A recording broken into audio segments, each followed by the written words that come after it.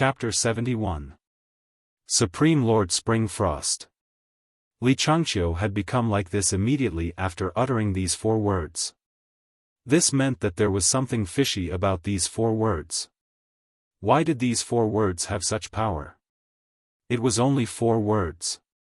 Yun Yang had purposely brought these 2 men together for an ulterior motive. These 2 men had been provoked by him, but they were not fools. As long as they were together, they would definitely figure out the truth. Yun Yang knew this, of course. This was the last time he could make use of these 2 men. He had wanted to hear something unintentionally or blurt out in anger from the 2 men's quarrel or when they found out the truth after the quarrel. He had not harbored much hope. It was only a final attempt in these 2 men's lives. However, the strange scene in front of him caused his heart to jolt. Yun Yang turned his head abruptly to look at Chu Tianlang, his gaze as cold as a sword. Chu Tianlang, this is a question. Chu Tianlang chuckled bitterly. Give up on this thought. Even if you torture me 10,000 times more cruelly, I will never dare explain these 4 words to you. Yun Yang's eyes flashed coldly, but he seemed to have thought of something as he said softly, soul dispersing? Never to reincarnate? Are these 4 words a blood curse? Chu Tianlang shuddered as he looked at Yun Yang strangely. Yun Yang sucked in a deep breath. It looks like I've guessed correctly. They would rather be tortured by him for a few more years, even to be tortured to death, than to say these 4 words to commit suicide. Yun Yang understood everything. However, this method sent chills down Yun Yang's spine. How could there be such a vicious effect in this world? What cultivation method was this? Chu Tianlang was silent for a long time before he said, since I'm here and Li Changqiu is already dead, my good day must be today. Yun Yang smiled coldly and said, you're very smart. Chu Tianlang, no matter what, even if you're a man of the martial world, you're still a man of Yutong. I believe you won't deny this. Chu Tianlang's eyes glinted with a complicated glint as he said, that's right, I am from Yutong. As a citizen of Yutong, you participated in the plot to murder the 9 Supremes, the guardians of Yutong. Yun Yang's voice was cold. Chu Tianlang, do you have anything to say? Chu Tianlang opened his mouth but no words came out. No matter the reason, it can't cover up your treason. Yun Yang exhaled softly. But I still don't understand. It was fine that Li Changqiu was not from Yutong. But why did you do it? Give me an answer, and I'll let you have a quick death today. After a long pause, Chu Tianlang murmured, I am a man of the martial world. People of the martial world. Yun Yang said coldly, are they not from Yutong? If the empire of Yutong were to be destroyed, did you think that your family and friends would be safe just because you said you were a martial artist? The people around you are plunged into misery and suffering. Do you have a clear conscience? Yun Yang did not speak further after that. He turned around and walked out. Just as he reached the door, a cold glint flashed through him and the blade of Heaven Dao left his hand. A glint of light sliced through Chu Tianlang's neck. What I, Yun Yang, hate the most in this life are traitors of the country. I don't even want to see such a person. With his back facing Chu Tianlang, he spoke softly. Then, he strode out. With a flash of light, the blade of Heaven Dao flew up on its own, turning into a ray of light and catching up to Yun Yang, turning into a small pattern on his sleeve. Lao Mei, clean up the secret chamber. Yun Yang felt rather gloomy. Marquis Yun stood in front of Yun Yang, dressed in white. Who is the person in the secret chamber? Marquis Yun's gaze was like a hawk's. Someone who betrayed the country and went to the enemy to frame the 9 Supremes. Yun Yang did not hide anything. Well done. Marquis Yun praised, I'm leaving. Leaving early? Yun Yang asked, lifting his head. You'll be restrained if I'm here. Marquis Yun smiled bitterly. I can see that you don't want me to know about many things. After all, my identity is rather awkward. Yes. That's why I'm leaving early. Marquis Yun smiled and looked at Yun Yang. I'm looking forward to the day you can reveal yourself in public. When that time comes, I'll really come and help you, lend you a hand.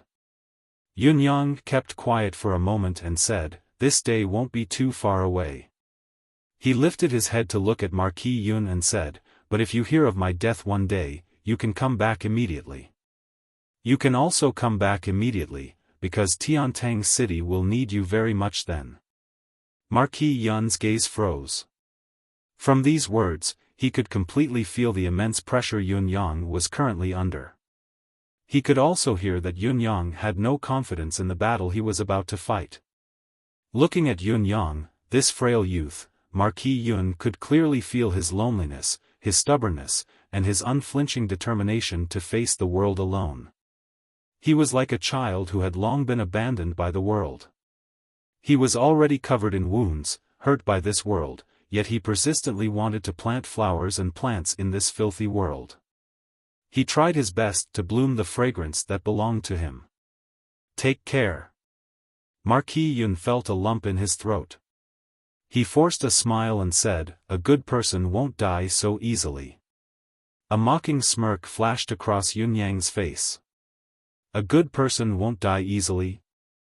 With a flick of his wrist, he retrieved a small jade bottle and passed it to Marquis Yun. I have nothing to give you if you want to leave. Take this and consume it when you're at a safe place. Perhaps it can help you break through to 10th perfection. 10th perfection. Marquis Yun jolted, a hint of shock on his lean face. He did not doubt the authenticity of Yun Yang's words, but he was puzzled. Why don't you keep this?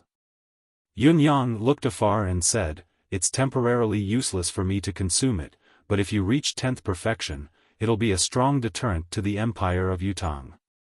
Marquis Yun's gaze was solemn as he accepted the bottle slowly, feeling like he had received a huge mountain. He knew very well that Yun Yang had no confidence in his own battle, which was why he had given him this. If something really happened to Yun Yang, the Empire of Yutang would have a 10th perfection expert watching over it. It would be a deterrent to the martial world or the enemy nation. However, he was puzzled. Why was Yun Yang unwilling to let him participate in his affairs? Why aren't you willing to let me participate? Marquis Yun finally asked. Because you're participating. Firstly, although I trust you, I don't dare to trust you completely on this matter. Yun Yang's unusually honest words made Marquis Yun chuckle bitterly. However, what Yun Yang said next made him widen his eyes immediately. Besides, forget about 10th perfection, even if Ling Xiaozue were to participate, I can't guarantee that he won't be killed. Yun Yang said, it's not appropriate for me to make a big fuss about this matter now. If I die, it means that this matter has ended completely. My enemies won't trouble Yutang anymore. That's why, at that time, your full cultivation will be useful. Otherwise. Yun Yang did not continue. However, the desolation on his face was growing more obvious. The Four Seasons Tower would not participate in the battle. This was very certain. The murder of the 9 Supremes was also for an unknown reason, and they would not go against a nation. If he were to win, everything would end naturally. However, if he were to die, the matter of the 9 Supremes would disappear forever. The Four Seasons Tower would not vent their anger on the Empire of Yutang or Marquis Yun either. Everything would still be peaceful then. To the Empire of Yutang, it would be a good thing. At that time, Marquis Yun's 10th perfection cultivation base would be extremely useful on the battlefield or in the imperial court. This was the arrangement Yun Yang had made for his country. Once the blood curse was cast, Yun Yang felt the pressure of revenge increase 100 times. He had no confidence at all. However, he had to walk down this path no matter what. What is your background? This was Marquis Yun's last question. Yun Yang's gaze fell on the emerald green grass beneath his feet. It stood up tenaciously after being stepped on. He smiled faintly, but his smile was filled with bitterness. My background. I don't even know myself. Heh. He stood there tall and straight. Marquis Yun, on the other hand, felt that this young man, who looked handsome, was filled with endless sorrow and loneliness. Even his laughter was bleak and depressing. Marquis Yun left. Yun Yang's life was peaceful for a day. However, there was not a moment of peace in his heart. The so-called General Zhenbei had been eliminated. Who was the Crown Prince's strategist? He still needed to observe and investigate who the palace's eunuch was. Of course, the military general was also a priority. Yun Yang knew that the person's status must be much higher than Zhao Binglong's. There was also Supreme Lord Springfrost. What kind of existence was he? On the same night, a letter appeared on old Marshal Qiu Jianhan's table in an eerie manner. 9 stars surrounded each other, the center was in the shape of a torrential flood. Old Marshal Qiu Jianhan understood that this meant that the person who wrote this information was Supreme Water's subordinate. He could not help but be furious when he opened it. The members of the residents of Marshal's night raid have been eliminated. There is a reason for the manner of serious incident. Zhao Binglong has been eliminated. These 3 people are accomplices in the murder of the 9 sirs. The following is the evidence. They deserve to die. They deserve to die. Qiu Jianhan slammed his palm on the table, feeling a sharp pain in his heart. The evidence was irrefutable. However, the old marshal only felt a chill in his heart. He finally understood why the 9 Heavens dictum had not contacted him. Forget about the mysterious assassin, Li Changqiu, the master of the Manor of Sirius was enough to terrify Qiu Jianhan. The master of the Manor of Sirius was in contact with His Highness the Crown Prince. After the incident with the Manor of Sirius, His Highness the Crown Prince had inquired everywhere and had even personally received the young masters of the 4 noble families to protect Chu Tianlang's life. Such a person had actually participated in the murder of the 9 Supremes. The old marshal felt a wave of helplessness wash over him. His Highness the Crown Prince was involved? Just the thought of it was enough to pierce his heart. That was the country's Crown Prince. And Zhao Binglong, the military general, had actually participated in the murder of the 9 Supremes. How could the 9 Heavens dictum contact him without worry? Only God knew how many other high-ranking officials and influential people in Yutong were involved in this matter. The old marshal closed his eyes, feeling exhausted. After a long time, he finally stood up. To the palace. He had to tell His Majesty the Emperor about this, but how should he tell him? The old marshal was confused and angry the entire way. Zhao Binglong looked like a general, but the old marshal knew that Zhao Binglong was the 3rd prince's man. The Manor of Sirius, on the other hand, was in contact with the Crown Prince. Both of His Majesty's sons were involved. Chapter 72. Bang! Bang, bang! Walala!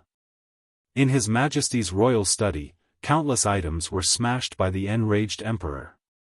His Majesty, who had received this news, was like a lion that had suddenly gone mad, exploding with rage. He destroyed everything he could see hysterically, smashing the entire royal study into smithereens. His eyes were bloodshot. Old Marshal Qiu's mouth was agape as he looked at the emperor's rage in shock. It was expected that the emperor would be enraged. The old marshal had already expected that the emperor would be enraged. However, he had not expected that the emperor's reaction would be so drastic that it was beyond the old marshal's expectations. The entire royal study was filled with endless bangs as all the eunuchs were chased far away. Only the old marshal and His Majesty were left within 1,000 feet radius. After a long time, His Majesty finally calmed down amidst the mess. His bright yellow robe sat directly on the ground without a care for his image. Suddenly, he covered his face with his hands and sobbed softly, tears rolling down his cheeks. He tried his best to suppress his grief, but he couldn't do so no matter what. Tears spilled out from the gaps between his fingers. Xiao Jianhan was dumbfounded. Although he had known that the emperor's reaction would be huge, he had never expected it to be this huge. Was this still the emperor who had always held the world in his hands and ruled over the world? Your Majesty, you. The old marshal was at a loss as he spoke carefully. Now, it's only a clue. It might not be related to the two princes. Your Majesty. His Majesty lifted his head and stared straight at Xiao Jianhan. He did not speak for a long time, but the hysterical despair in his eyes made Xiao Jianhan feel a wave of sadness. After a long time, His Majesty said in a low voice, "Old Xiao. Do you know that the eldest of the 9 Supremes, Supreme Earth, is my son, the eldest prince?" The words were earth-shattering. Old Marshal Xiao Jianhan froze, as if he had been struck by lightning. His eyes bulged as he stared at His Majesty in disbelief. "That's my child." His Majesty panted, his eyes bloodshot. "Old Xiao, the 9 Supremes is such a powerful force. No matter how open-minded I am, how can I be at ease leaving it in someone else's hands?" When the 9 heavens formation descended, my son clearly sensed it. I was overjoyed. The old marshal finally understood. Why did a supreme earth suddenly appear after the 9 heavens domain had fallen? However, a few months later, the first prince suddenly died. Why was Supreme Earth secretly perfecting the power of the 9 Supremes, yet His Majesty the Emperor was not concerned about such a powerful force that could sway the monarch's authority? How could the 9 Supremes be formed so quickly? Why were there no restraints on the 9 Supremes? Why, all of this originated from Supreme Earth, the eldest prince of the 9 Supremes. The moment the first prince accepted this mission, he was destined to have no fate with the throne. Because on the surface, he was already dead. Since that was the case, there was no threat to the throne. Therefore, no matter how powerful the 9 Supremes were, they would never be a threat. That was why His Majesty the Emperor had given him such unreserved trust. He didn't need to know everyone's identity. He just needed to keep it a secret. Because it was the first prince who was in charge. As for why His Majesty the Emperor had lost his composure today, old Marshal Qiu understood at once. My son is intelligent and sensible. He is the cream of the crop in both literary and military affairs. He has a decisive personality and is a dragon among men. I was certain that I had a successor. However, the fall of the 9 heavens formation has given the entire empire hope. He gave up the fight for the throne and secretly built this power that can awe the world. He gave up everything he had to create a secure future for this country. My son, from then on, he's been charging into the front lines, risking his life. For Yutong, he's exhausted his mind, loyal and devoted. From a pampered royal child, he's become a warrior who struggles between life and death every day. Ever since he accepted this mission, he hasn't had a single good day. Do you know, last year, on New Year's Eve, I summoned the 9 Supreme Earth for a secret meeting after the banquet had ended. Sigh. The old marshal sighed. How could he not know about this? He had been puzzled at the time. You're summoning Supreme Earth for a meeting on New Year's Eve. Can't you even let him rest for a day? It was only now that he knew that it wasn't a meeting. It was a reunion between a father and his son on New Year's Eve. Back then, my son drank and told me excitedly about the formation of the 9 Supremes and the gradual increase in power. He was very happy. However, later on, he got drunk and wanted to sleep. He knelt in front of me then, resting his head on my lap, and told me drowsily. His Majesty the Emperor's tears fell. My son said, "Father, I'm so tired." Xiao Jianhan's heart skipped a beat. I'm so tired. How could I not be tired? He had watched himself live but die. He had watched as his crown prince's position was given to his brother. he had watched with his own eyes as the throne was completely lost to him, yet he still had to risk his life for this country. No matter how much he had done, no matter how much he had contributed, he would forever be an invisible person. On the first day of New Year, my son left with his brothers to carry out a mission. His Majesty the Emperor was teary-eyed. Until the 9th of the 3rd month. When he went out on that mission, I still remember that it was the night of the 2nd of the 3rd month. He had come to the palace to meet me. Before he left, he hesitated for a moment and said, "Father, please take care." I was furious then. I scolded him, telling him to be careful in front of others and always remember not to call me father. His Majesty the Emperor looked up at the sky in grief, tears rolling down his cheeks. However, I would never have thought that that would be the last time my son would call me father. He's Supreme Earth. He can sense something, but he doesn't know his own fate. That's why he told me to take care of myself. He's worried about me. This is my son. He's showing his filial piety to me before he died. However, I was so muddle-headed. I even scolded him at his last moment. From then on, we were separated forever. My son. Father. Father has done you wrong. His Majesty the Emperor bawled. Now. I finally know that the people who murdered the 9 Supremes are actually the Crown Prince's men and the 3rd Prince's men.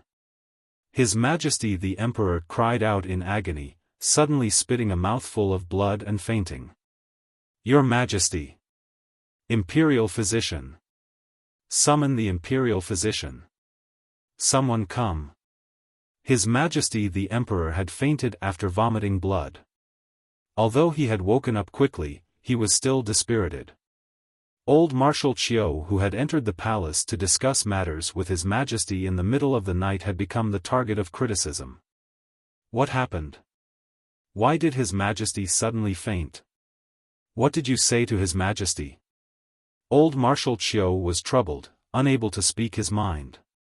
He was at a loss, especially when faced with Her Majesty the Empress' icy gaze. He was tongue-tied, unable to speak. What did I say to His Majesty? Can I tell you? It was only when His Majesty had woken up that old Marshal Xiao's torturous punishment was lifted. When His Majesty had woken up, his gaze was immeasurably cold as he issued a series of decrees weekly. The Crown Prince is to reflect on his mistakes in seclusion. He is not to step out of the residence for 3 months. The 3rd Prince, the 4th Prince, and the 5th Prince are to be grounded. They are not to come into contact with anyone from the outside world. Once discovered, they will be demoted to commoners, and all those who come into contact with them will have their families executed. These 2 decrees were inexplicable and unreasonable. However, looking at the rage hidden beneath His Majesty's cold gaze, no one doubted it. If this rage were to erupt, it would be enough to burn everyone present into ashes. Zhao Binglong colluded with the enemy and committed treason. His entire family shall be executed. Old Marshal Qiu Jianhan stayed in the palace for the entire night and only returned to his residence in the wee hours of the morning. Even when he lay on his bed, his mind was still in a daze. He could only sigh, long and short. What His Majesty had said was like a thunderclap in his head. Old Marshal Qiu could empathize with His Majesty's sorrow, the excruciating pain that pierced his heart. His Majesty was not just grieving the loss of his son. Being an emperor isn't an easy task either. As for being a prince, it's not an easy thing to do. The old marshal sighed and prepared to sleep. After a whole day and night, His Majesty the Emperor was so exhausted that he vomited blood and fainted. The old marshal also felt that he was exhausted. Marshal. Urgent report from the border. Just as he was about to doze off, a voice came from outside. Qiu Jianhan felt a sharp pain in his head and sat up immediately. Enduring the splitting headache, he asked, "What is it?" "Border? Which side is it?" "It's the east." A guard walked in with quick steps and presented a letter with wax lacquer on it. Dongxuan's 200,000-strong army is stationed at the border. War is about to break out at any moment. Dongxuan's cavalrymen are already galloping in front of the Fortress of Resilience. The border general's urgent report of 3,000 miles cleared Xiao Jianhan's drowsiness instantly. He gave his orders as he got out of bed. Send the news to the Board of Military immediately. Prepare the horses. This old man will enter the palace at once. Order all the military departments to prepare for war. Look for the finance minister and have him enter the palace. Order all the provinces and counties to prepare their rations and transport them to the east immediately. The old marshal's residence was in chaos while the Board of Military was in a state of chaos. The entire empire of Yutong's higher-ups were shaken. The dark clouds of war had shrouded the entire capital of Yutong at this very moment. Furthermore, it was so inopportune. It had been caught off guard. It had been drizzling for the entire night. Yunyang felt refreshed after his cultivation session. The mystical qi in his body had turned into a surging tide, coursing through his meridians. He was filled with an inexhaustible amount of energy. Tonight, I shall charge for the third peak and see the third heaven that I haven't seen for a long time. Yunyang's fighting spirit was high.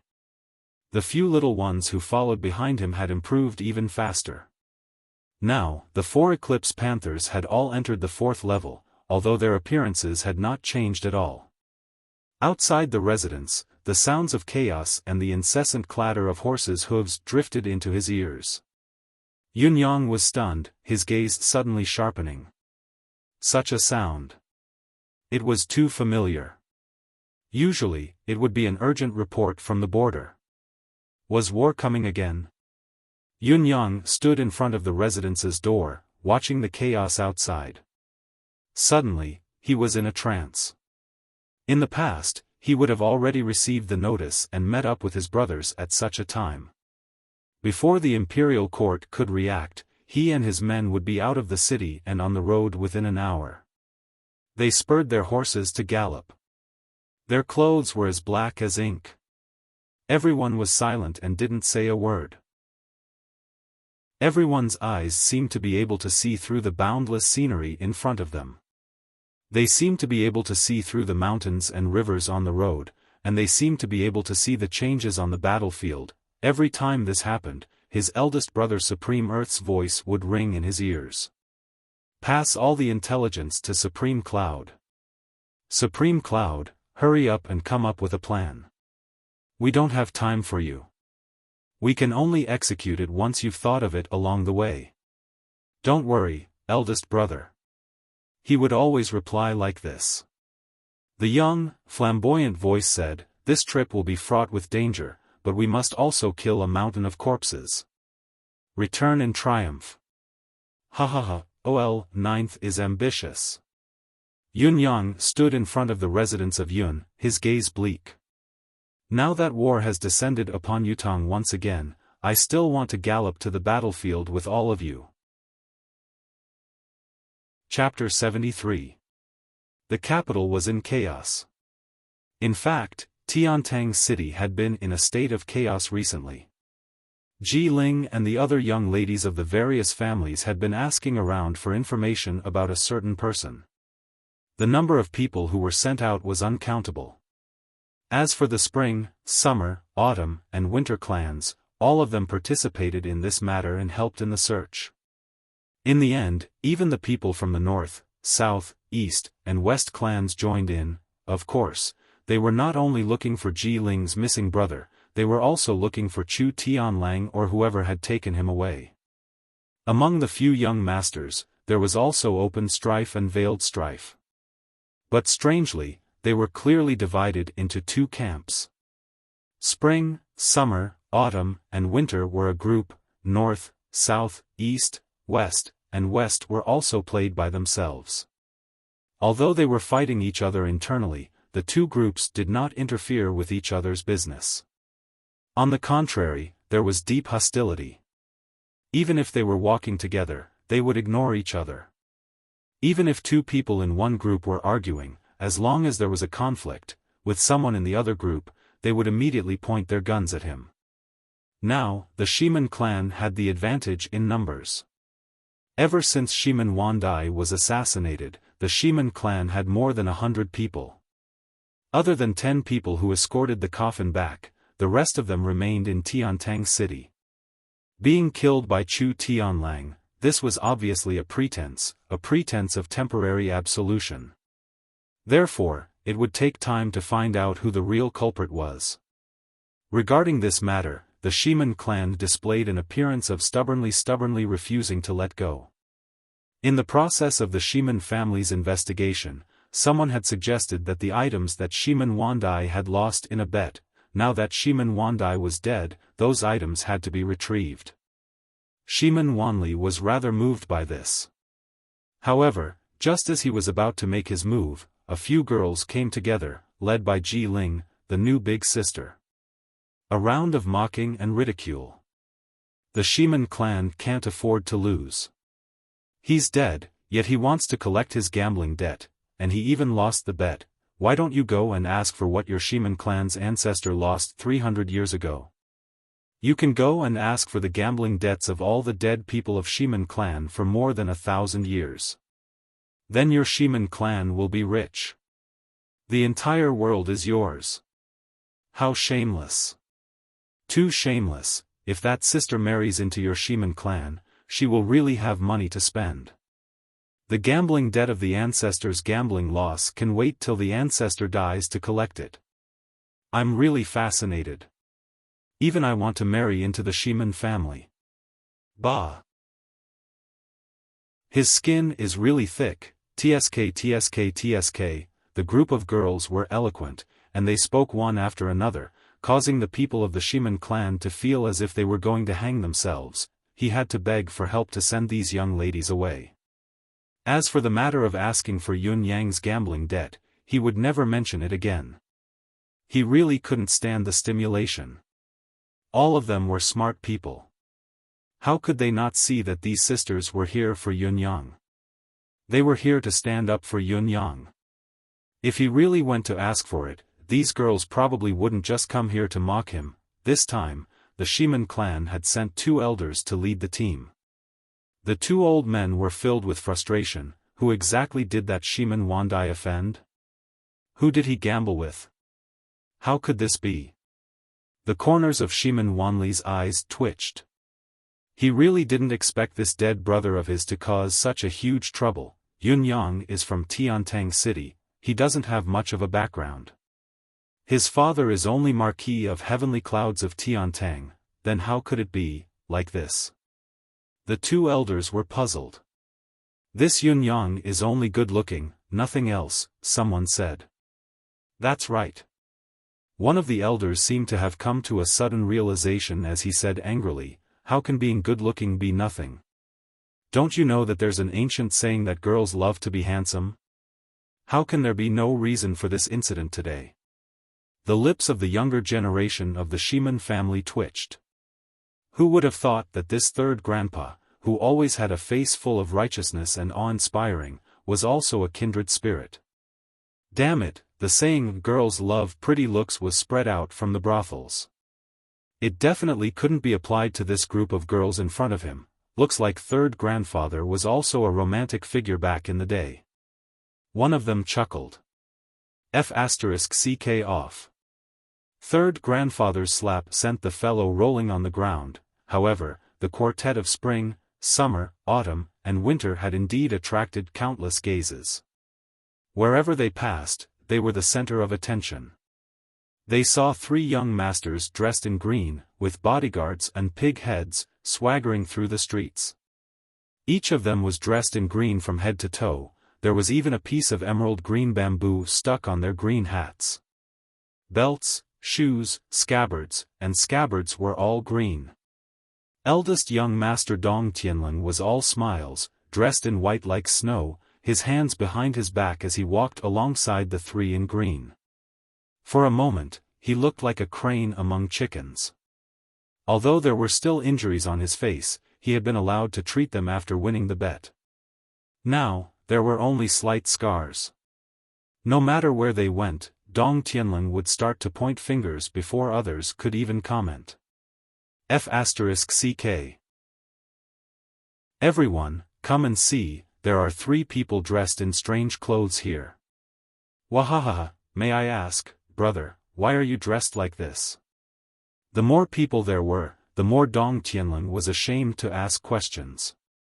The other 3 were fuming, cursing Dong Tianling's 8 generations of ancestors in their hearts. How could this fellow be so despicable? How did the elders of the Dong family give birth to such a despicable thing? He was so despicable that he could not be any more despicable. Cursing in their hearts, however, they could not say it aloud. Moreover, all 3 of them stared at Dong Tianling with unwavering determination. No matter what, they would not let this fellow move alone. Even if he were to go to the toilet, someone had to accompany him. We know that this child will definitely go to find someone to help him. Did I win? Humph. We have to nail him to death. We can't let him move alone. We have to find this person no matter what. Otherwise, we'll definitely lose all these years. This is something I can't stand. Find him and we'll win. At least, I'll win if I bet with someone else. Dong Tianling was at his wit's end. Not to leak the news was Yun Yang's repeated request.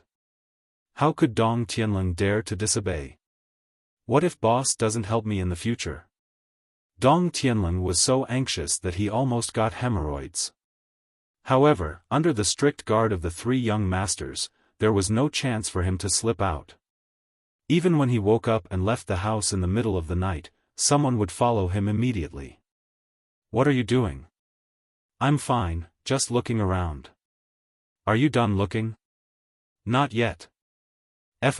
King hell, are you following me when I want to go to the toilet? Can't I pee in the middle of the night? Sure, who said it's not possible?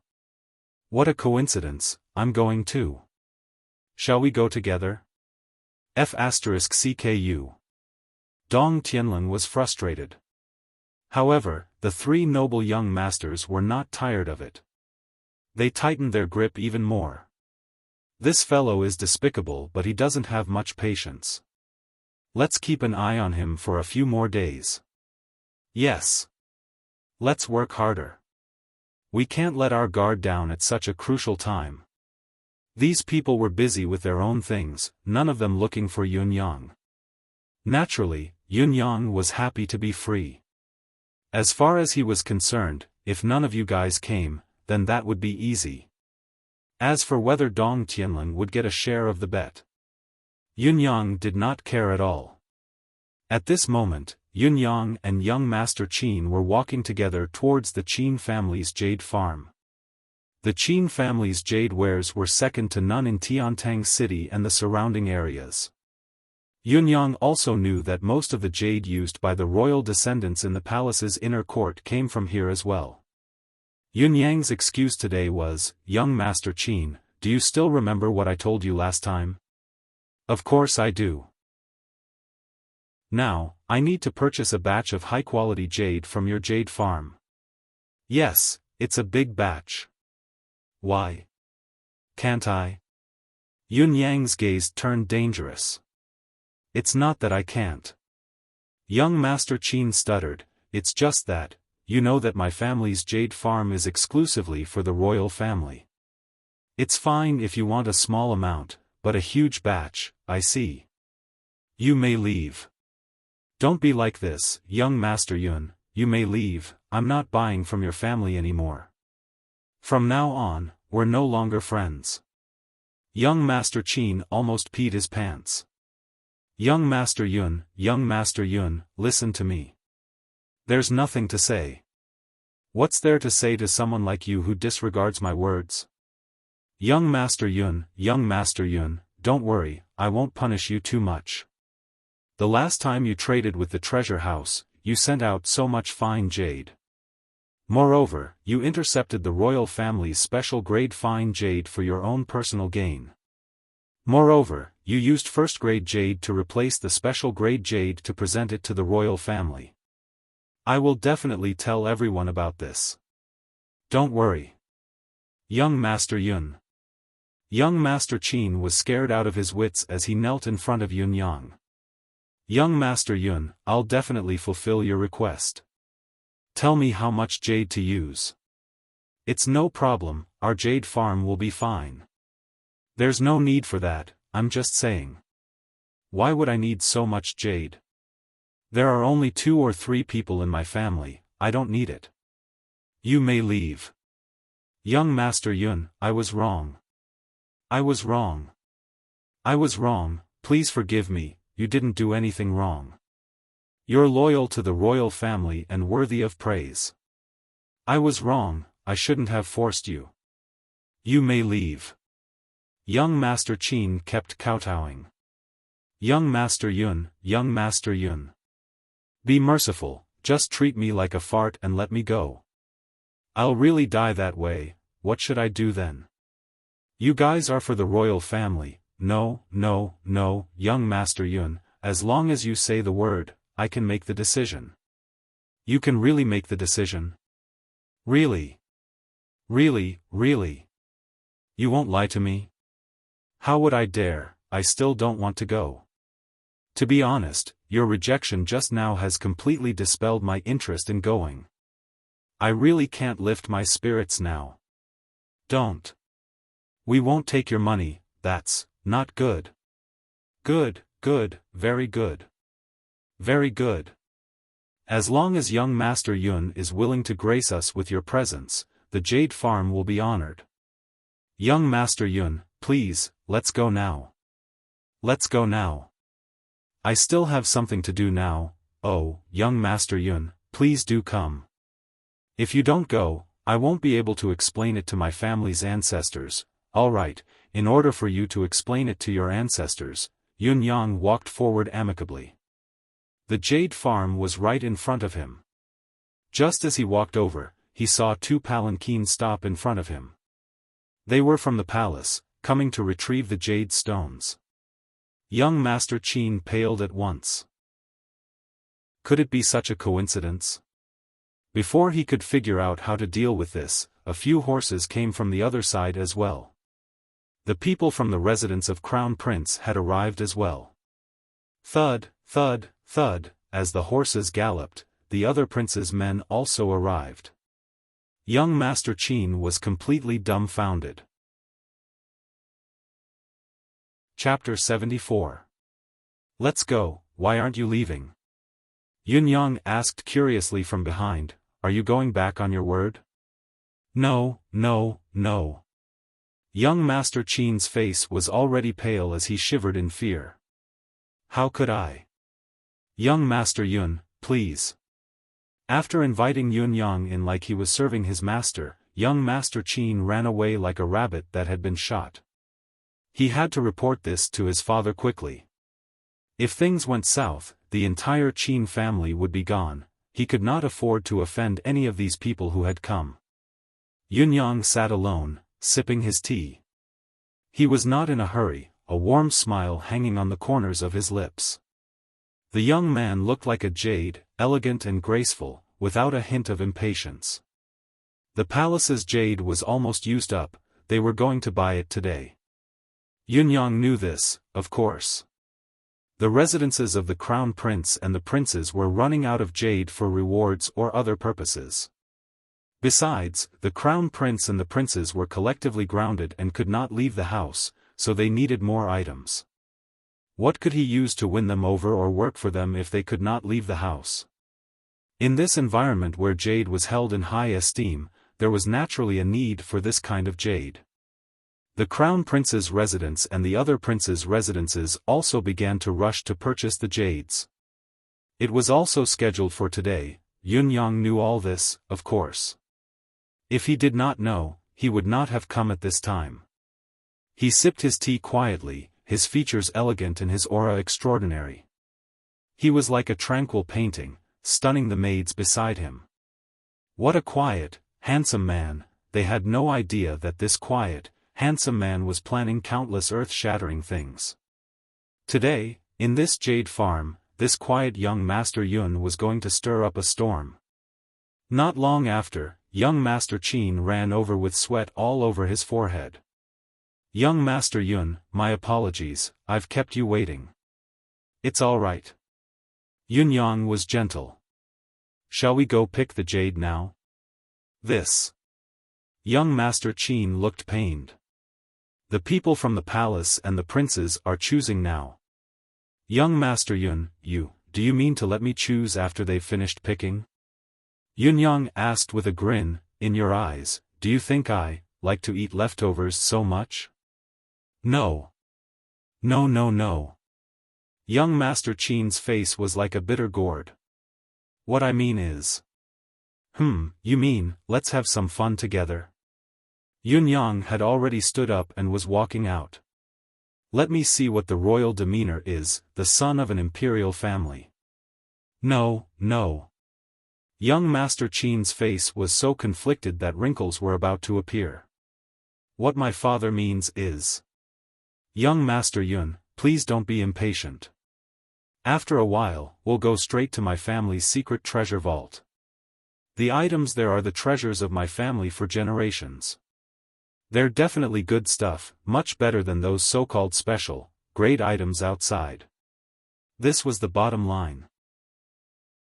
Father Qin had repeatedly warned him not to say anything if he could keep his mouth shut. However, when Yunyang stood up, he had forced young Master Qin's bottom line.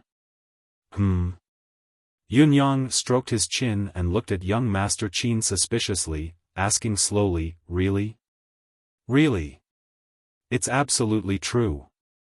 Young Master Qin swore. All right, I'll go take a look as well. I won't fight with them for it. I'll just go take a look together. That's fine, isn't it? Yunyang asked. This is fine, but, your identity. Young Master Qin heaved a sigh of relief. You can just tell them my identity directly. Am I not something to be seen? Yunyang looked at young Master Qin strangely. I'll buy the jade and let them pick first. I'll just watch from the side, and gain some knowledge. Can't I? All right, the Qin family's jade farm, as the top jade farm in the Empire of Yutong, was naturally massive. It was Yunyang's first time here. Along the way, he saw that the courtyards around the manor were all workshops, all sorts of noises were incessant. This is the first floor of the warehouse. The stones that can easily produce jade are all here. After the jade is harvested from the mountain, the windows are all opened. Not a single piece of good quality is leaked. This is the second floor of the warehouse. All the jade embryos are here. The innermost part is where the jade is displayed.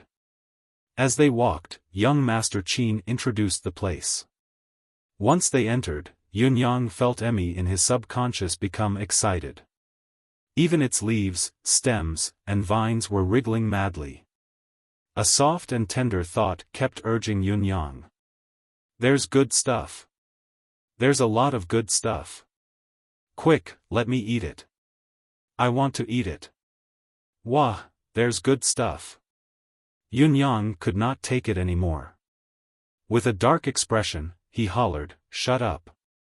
Young Master Qin, who was introducing the place eloquently, shut his mouth abruptly and looked over in fear. Young Master Yun, Yunyang sweated. Cough, I'm not talking about you. Young Master Qin was exasperated. There's only the two of us here. If you're not talking about me, who are you talking about? What did I say wrong to make this fellow impatient again? Go on. Yunyang looked at him strangely. Why aren't you talking? Young Master Qin was speechless. Once Yunyang entered the hall, he saw that there were 6 groups of people in the hall, each of them clearly separated. Why are there 6 groups of people? Yunyang was puzzled. There was a group from the palace, a group from the crown prince, and an underage prince. There should be no more than 3 groups. Why were there so many? The last group was sent by the mother of His Majesty's little prince who was just born last year. Young Master Qin whispered into Yunyang's ear. Yunyang was speechless. He was not even a year old and the little prince's mother was already thinking of building a team for her son. Wasn't this too early? A feminine voice spoke, "This humble one is here on the imperial edict. If there's anything better or of higher quality, why don't you take it out, Master Qin? This humble one will take it and leave. I won't disturb you further." Young Master Qin's father was sweating. Take it out? Do I dare to take it out? I'll take out all the good ones for you.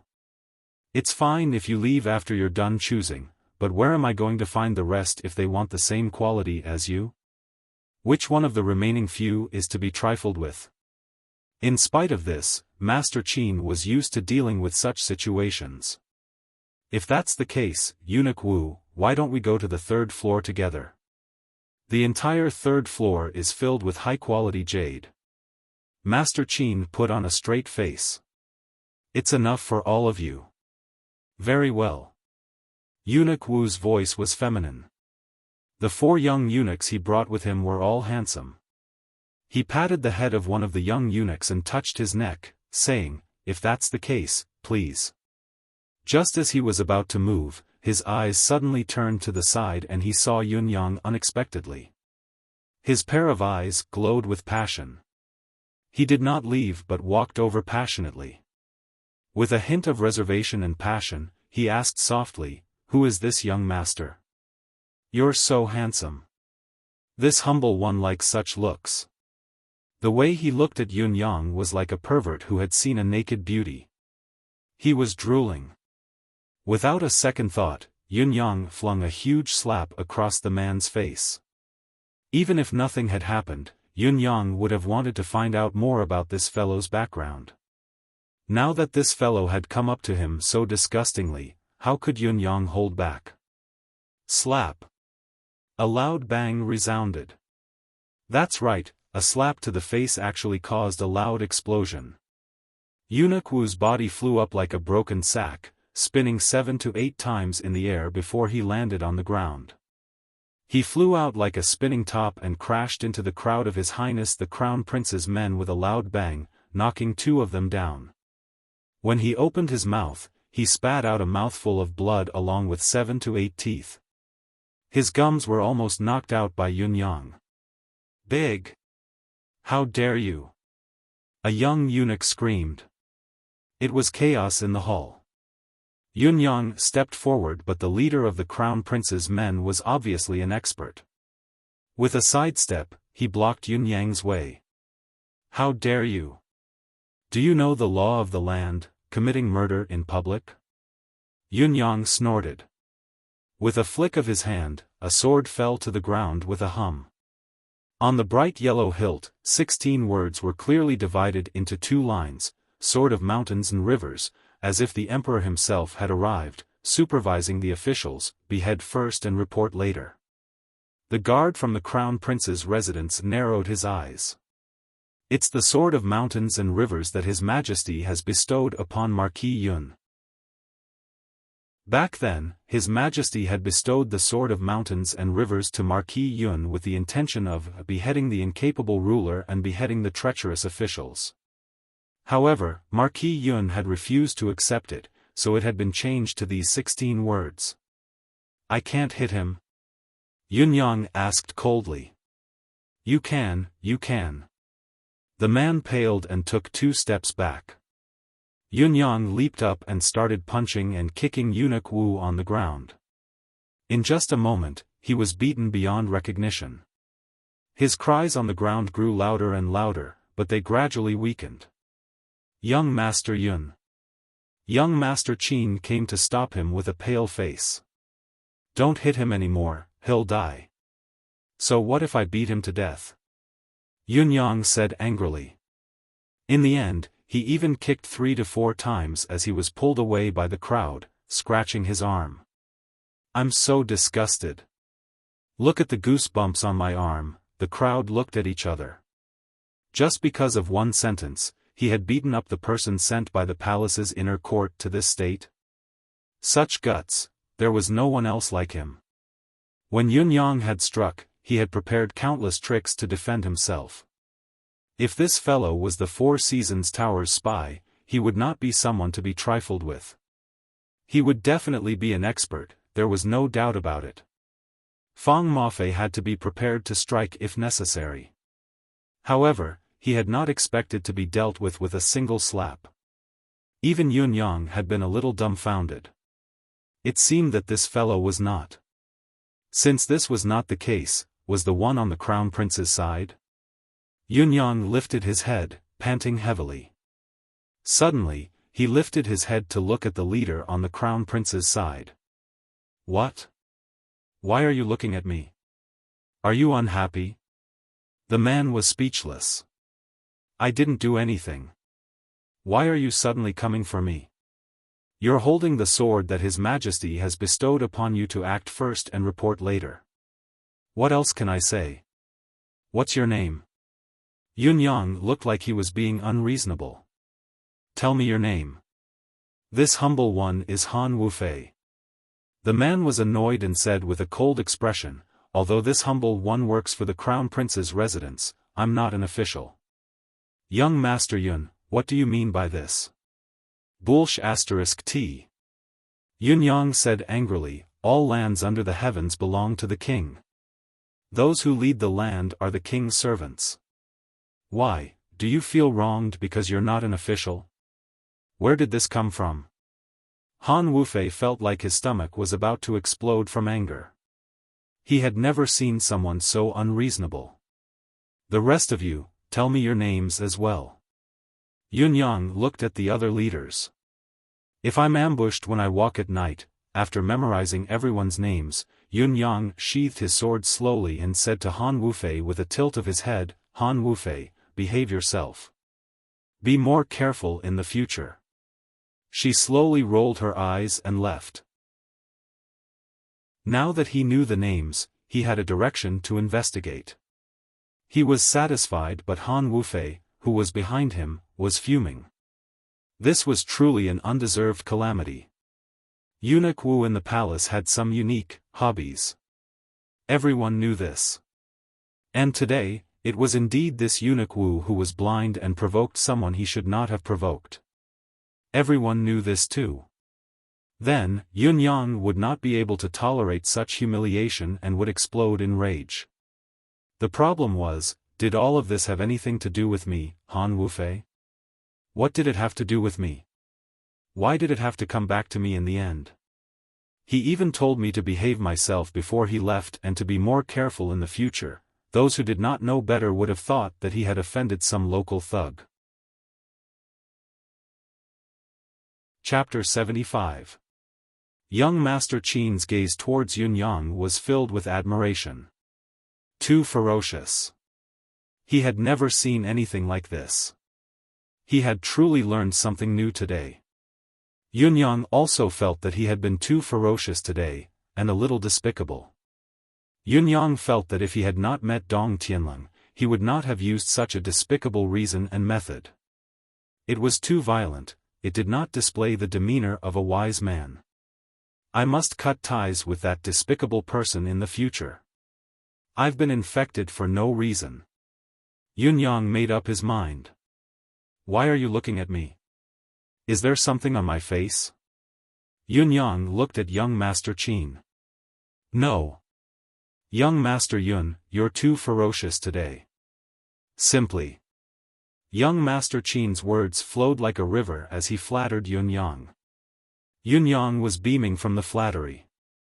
Even if you want to flatter me, you still have to give me good jade. Yun Yang asked after enjoying himself, where's the warehouse? Young Master Qin was speechless. He rolled his eyes and said, here.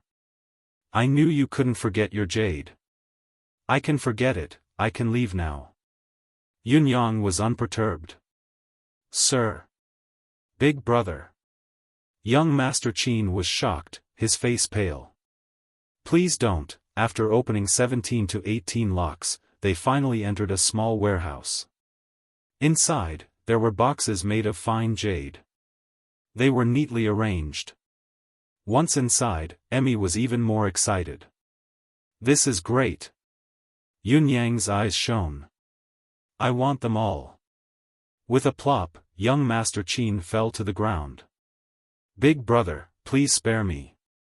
I have all of our family's treasures for 300 years. I brought you here to express our sincerity, but my father has repeatedly reminded me that young Master Yun can only take 10 pieces at most. Don't make things difficult for me. If you take all of them, our family. 10 pieces won't do." Yunyang refused without hesitation. "Should I believe you just because you said 10? If you can say 10, then your bottom line must be at least 20. There were hundreds of boxes here. You let me in once and you let me take 10? What kind of sincerity is that?" "At least 100. Yunyang said decisively. He was asking for an exorbitant price. "Oh my God!" Young Master Qin yelled in grief and indignation, "Take my life, at most 11. At least 90. No. Absolutely not. 12 at most. At least 80. No, 13 at most. I can't be bothered to bargain with you." Yunyang lost his patience. "I don't care what your bottom line is. I'll just say a number." "Fine, I'll take it, I'll give you money." "No, I'll leave immediately and stop pestering you." "What do you think?" Young Master Qin said nervously, "Then how much?" 50. Yunyang said coldly, "Forget it if you can't. I don't want you anymore." Young Master Qin's face turned bitter. 50. His father's bottom line was not to exceed 25 yuan. But this lord was good, he directly flipped over. The precious jades here were no ordinary jades.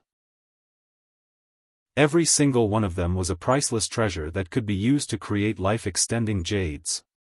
Is there such a dilemma? Yunyang squinted at them. "Actually, even if I say that I really want them all, you have to give them to me. Now I only want 50 yuan, and I'll pay for it." "Deal." Young Master Qin gritted his teeth. "How much?" "Gold?" "At least 5 million taels of gold." Young Master Qin endured the bleeding in his heart and gave a cost price. "No problem." Yunyang agreed readily, "Isn't it just 5 million taels of gold? It's settled." "How about the money?" "I'll owe it first." He wanted to cry but no tears came out. "I'll choose first." Yunyang said. "It's easy to damage them if you move them around. Besides, the quality of the precious jades inside are about the same. Young Master Yun can just randomly move 50 boxes," Young Master Qin reminded him kindly. "Don't worry. I'll just randomly pick 50 boxes." Yunyang laughed. "That depends on luck." In his subconscious, Emmy was already rubbing its palms together. To Emmy, which box was the most useful to it was obvious. Soon, Yunyang had drawn out 50 boxes in one go. The entire process took less than half a joss stick's time. "That's all."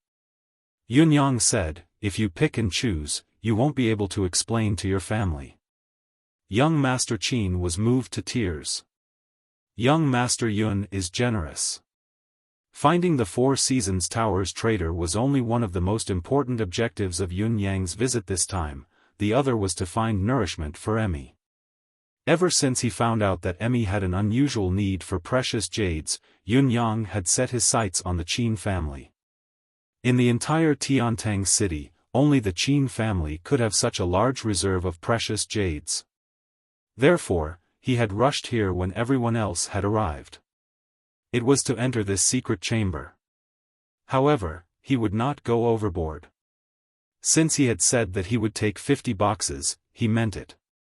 He would not take an extra box, nor would he do anything behind the scenes. Back then, the Qin family had been forced to trade with the treasure pavilion, committing the crime of deceiving the emperor. Although Yunyang had a handle on them, he knew the Qin family's situation back then and had no choice but to do so. After extorting them a few times, Yunyang would naturally return the favor. How could he really force the Qin family to its death? Young Master Qin could vaguely feel this as well, so he allowed Yun Yang to extort him. He even quoted the lowest price to let Yun Yang take advantage of it.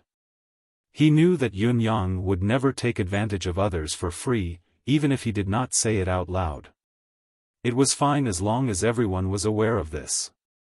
Some things could not be said openly. At the very least, if someone came looking for him, he could confidently say that he was being extorted. While the few families were still choosing their jades, Yun Yang had already left the jade farm in his carriage. Emmy could no longer hold itself back, wriggling and acting coquettishly, wanting to eat something good. Yun Yang did not agree to it. He wanted to go back and take a look, to see what these things were. He would have an idea of what they were when he prepared them in the future. At the same time, he sent a few names back. Those who were sent here by the princes must be among the top 5, even if they were not the top figures in their respective residences. Yun Yang wanted these 5 names to be a breakthrough point. As for Eunuch Wu, after thinking about it for a long time, Yun Yang only kept it in his heart and did not send it out to strictly investigate. The fellow who was almost killed by him with a single slap, the Four Seasons Tower would not take a liking to him, would they? Just as Yun Yang was about to approach the residence of Yun, his heart suddenly skipped a beat. A warning sign suddenly appeared. Fang Mafei, who was beside him, lifted his head thoughtfully as well. The dangerous aura disappeared in a flash. Yun Yang and Fang Mafei exchanged a glance. It should be the assassin from last time, Fang Mafei said telepathically without moving his lips. However, Yun Yang's cultivation base was not at the level yet, so he could only nod and say, "It feels familiar as well. After all, I haven't been assassinated many times. This fellow has come twice consecutively, it feels the same." Fang Mafei sighed and said, "Young master, I have a feeling that you'll have a lot more of this experience in the future." Yun Yang glared at him speechlessly. "Catch this fellow tonight," Yun Yang said. Fang Mafei's lips still did not move. This should be a real assassin. Once his attack missed, he retreated immediately and went far away. After some time, when the target should have let his guard down, he came back to peek. Waiting for the opportunity to strike. Very experienced. Although his ability isn't very high. This was Fang Mafei's comment. "It's just that this experience doesn't apply to me," Yun Yang said. Fang Mafei misunderstood Yun Yang's meaning and nodded in agreement. Because young master has offended more and more people, he's becoming more vigilant. Therefore, the more this assassin comes every night, the more people who want to kill young master. Young master's vigilance will naturally increase. Indeed, it doesn't apply. Yun Yang was exasperated. Could they still have a proper conversation? On the same night, Yun Yang took out 3 boxes and placed the rest where Emmy could not reach. Emmy was too young now. Yun Yang was afraid that this tiny seedling would overeat. Opening the box, an emerald glow shone out. Emmy danced happily. "Emmy, why do you have such a passion for jade?" Yun Yang asked, puzzled. Emmy answered as it devoured the food. Although its thoughts were vague, Yun Yang could still understand it. Jade was originally an ordinary stone. It could only be formed after millions and millions of years of precipitation and continuous absorption of spiritual qi. Therefore, jade was the purest form of heaven and earth energy. The higher the grade of jade, the purer it was. Mystical stones and mystical crystals can't compare to jade? Yun Yang was puzzled. Mystical stones and mystical crystals are only specific products, they can only be found in places where mystical qi can be cultivated. Jade, on the other hand, is a spirit of the Earth's core that can be found in any continent or any space. Although mystical stones and mystical crystals look more practical than jade, jade is still purer. I see. Yun Yang finally understood. Amidst the question and answer, Yun Yang could clearly feel a sense of danger approaching from afar. The assassin had come again. However, he was fearless. "I've been waiting for you for a long time. Come, don't be afraid to make your move. Big Brother will create an opportunity for you." Yunyang heaved a long sigh as he pushed the door open and walked out. It was as if he could not get rid of the gloom of the night, so he went out for a walk to relieve himself. Behind him, the 3 Eclipse Panthers were like 3 little pom-poms, following him closely. However, they were not playing together today, one at the back, one on the left, and one on the right. Walking to the side of the flowering trees in the residence, Yunyang could not help but exclaim in admiration, "The night is so alluring." He stood by the side, lowering his head to look at the tree's shadow. With his arms behind his back, he murmured, "I wonder how many years the moon in the 9th heaven has shone upon this mortal realm? In this world of mortals, there are ups and downs, wins and losses, and there are countless heroes and heroines. However, what kind of life can compare to the eternal moon in the sky?" Yunyang raised his head and sighed. "Bright moon, oh bright moon, won't you grow old?" The moonlight was like water, shining down coolly. When Yunyang lifted his head, his throat was clearly visible under the moonlight. He was extremely relaxed, completely immersed in melancholy, his hands behind his back. If it was an assassination, this would be the best time. Indeed, a cold glint flashed.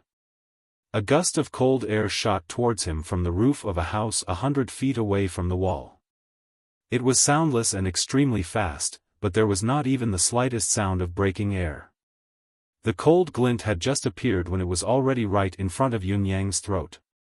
This assassin was very confident that this young Master Yun would never be able to escape his assassination this time. He had only come back to check on the situation and had not intended to make a move. However, he had not expected the timing to be so perfect. This fellow had actually gone crazy, coming out in the middle of the night to reminisce about the moon. He would feel sorry for himself if he did not make a move at such a time. Besides, after killing him, he only needed to borrow the force from the flowering tree beside him and he would be able to leave immediately. The cold glint was nearing. Chapter 76. In the nick of time. A smile hung on Yunyang's face. A saber. Unbeknownst to him, it had already appeared in front of Yunyang's neck, blocking with the saber. Clang. The assassin's move was the same, the tip of his sword colliding violently against the saber's blade. However, he was shocked to realize that when his sword came into contact with the saber's blade, the tip of the sword, which was forged from the mystical steel of the seabed, was like snow coming into contact with a red-hot piece of metal. It was pulverized immediately. The tip of the sword was pulverized, followed by the blade's body. Such a strange phenomenon shocked him to the core. How could this be? At this moment, a white shadow flashed past. On the ground, the 3 kittens that looked harmless and could only be held as pets had leaped up at the same time. Swoosh, swoosh, swoosh, 3 clangs. The assassin groaned in pain. There were 3 scratches on his thigh, from the base of his thigh all the way to his calf, and blood flowed out like a fountain. There were 3 scratches on his back, and his bones were almost broken. His right hand, which was holding the sword, was actually clawed through by one of the kittens, and a large piece of flesh was torn off. What kind of cat is this? Is this still king cat? I'm a 5th heaven pinnacle expert, my skin is as tough as steel. How can these kittens, however, he did not have the time to ponder this question. Right now, escaping was the most important thing. He had fallen into a trap. The assassin roared. Without caring about anything else, he spun his body and made an unbelievable turn in the air. Half of the sword flew out of his hand. Then, he floated in the air and landed on the tree. His reaction speed was so fast that it dazzled everyone's eyes. He stamped his feet on the tree trunk, and his whole body flew up as if he was flying. With a wave of his left hand, a colorless thread flew out. As long as he exerted a little more strength, even the gods would not be able to stop him. However, at this moment, he suddenly felt his vision darken. A burly figure suddenly stood in front of him. With a release of his grip, the thread that had been shot out appeared in this person's hand. Fang Mafei. Go down. Fang Mafei's palm condensed the air within 30 feet of him into a huge metal plate and slammed it down. Wow! The assassin spat out a mouthful of fresh blood, and the sound of his bones cracking could be heard all over his body. It was as if he had lost all his bones, and he fell limply to the ground. Blood spurted wildly in the air, and his entire body sprayed out like a rainbow. Under Fang Mafei's palm, which far exceeded his abilities, he had completely lost the ability to resist. He laid face up on the ground, twitching continuously. His eyes, however, were filled with endless viciousness. His throat gurgled as he struggled to say, "What a great trap." "Shut up." Yunyang was taken aback. With a flick of his arm, a flash of light shot out like a bolt of lightning into the assassin's mouth, piercing through his head and pinning him to the ground. At the same time, Fang Mafei bellowed angrily as his long sword flew out at lightning speed towards the same spot. However, Yunyang's divine edge had already pierced in. Fang Mafei's sword was right on top of the divine edge. Plop plop plop plop, Fang Mafei felt a sharp pain in his heart. In the blink of an eye, only the hilt of his sword was left. The distance from the tip of the sword to the body of the sword disappeared like snow and water. It did not disappear, it had turned into a puddle of silvery powder. That was close. Yunyang exclaimed in relief. With a wave of his hand, the divine edge flew back into Yunyang's palm. With a flip of his hand, it disappeared. If I hadn't noticed his shut up, I'm afraid, this corpse explosion would have been. Yunyang was relieved. Fang Mafei nodded in a daze, still staring at his sword hilt. What was going on? The trap within the trap was a half-opened mouth, but when the assassin spoke, his mouth was shut. Yunyang instinctively felt that something was amiss and acted immediately. A small black bead rolled out from the assassin's mouth. It was the root of his tooth that had been sliced off by the divine edge. Fang Mafei flipped it over and sucked in a breath of cold air. Corpse explosion pill. This was an extremely venomous item, hidden in the mouth and protected by a crystal coat. If one were to die, one only needed to bite through it and the corpse explosion pill's poison would spread throughout the entire body. Then, the person would die instantly as the corpse would be soaked in poison and explode. Each piece of flesh, no matter where it landed, would produce poison that would not dissipate for years. If any drop of blood landed on a person, the person would rot and die instantly. It was the most venomous thing in this world. It's indeed the Merciless Tower's handiwork. Fang Mafei looked at Yunyang with a complicated expression. Only the Merciless Tower's gold-ranked assassins and above are equipped with the corpse explosion pill. I really don't know. He swallowed the rest of his words. I really don't know how you managed to provoke the Merciless Tower after causing so much trouble in Tiantang City. Yunyang was indeed confused. Yunyang was a little dumbfounded. When did I provoke the Merciless Tower? Did someone hire a killer to kill me? Get rid of the corpse quickly and rest. Yunyang looked at Fang Mafei strangely. What are you waiting for? My sword. Fang Mafei looked at the hilt of his own sword, only then did he start to panic. My jade sword, the corners of Yunyang's lips twitched. Fealty jade sword, this is your jade sword. Fang Mafei wanted to cry but no tears came out. Fealty jade sword. Fang Mafei had a great reputation in the martial arts world. However, ever since he had pledged his allegiance to Yunyang, his jade sword had been destroyed inexplicably the only time he had drawn his sword. Yunyang was in disbelief as well. You! Old Fang, you're really something. You've made such a name for yourself in the martial arts world with something that's not even as hard as tofu. I can't help but admire you, not even as hard as tofu." Fang Mafei felt an itch at the base of his teeth as he gritted them and said, "This is mystical jade from the bottom of the sea, a land of extreme frost. Thousands of feet below, mystical jade's ice heart chalcedony, sky heart iron jade, stellar steel essence, took 10 years to forge this sword. In other words, it was much harder than tofu." "Oh," Yunyang hummed in acknowledgement and walked back. Fang Mafei was still confused. "Young master, what is that sword of yours made of?" How could it? With a swoosh, Yunyang flashed the divine edge. "Look closely. This is a saber. Old Fang, I have to say something about you. You've roamed the martial arts world for so many years, yet you can't even tell the difference between a saber and a sword?" Fang Mafei's eyes widened. Yunyang had already turned to leave. "It's just a sword, it's worth the heartache. I'll give you 300 gold taels tomorrow. Go buy yourself a divine weapon first." Fang Mafei was about to faint. "Isn't it just a sword? That's the weapon that made me famous.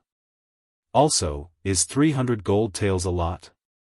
Go buy a divine weapon? I can't even buy the rust on a divine weapon's hilt." Fang Mafei made a tragic decision. He would buy an ordinary sword the next morning to use first thing in the morning. However, there was still endless doubt in his heart. How could there be such a saber in this world? Yunyang returned to his room.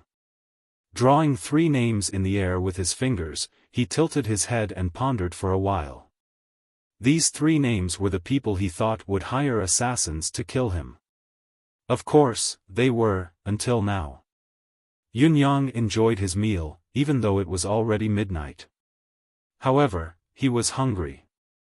What made Yunyang feel very satisfied was that he had only eaten 11 catties of mystical beast meat, 3 big steamed buns and 2 meat pies, but he already felt extremely full. Of course, he also drank a bowl of soup.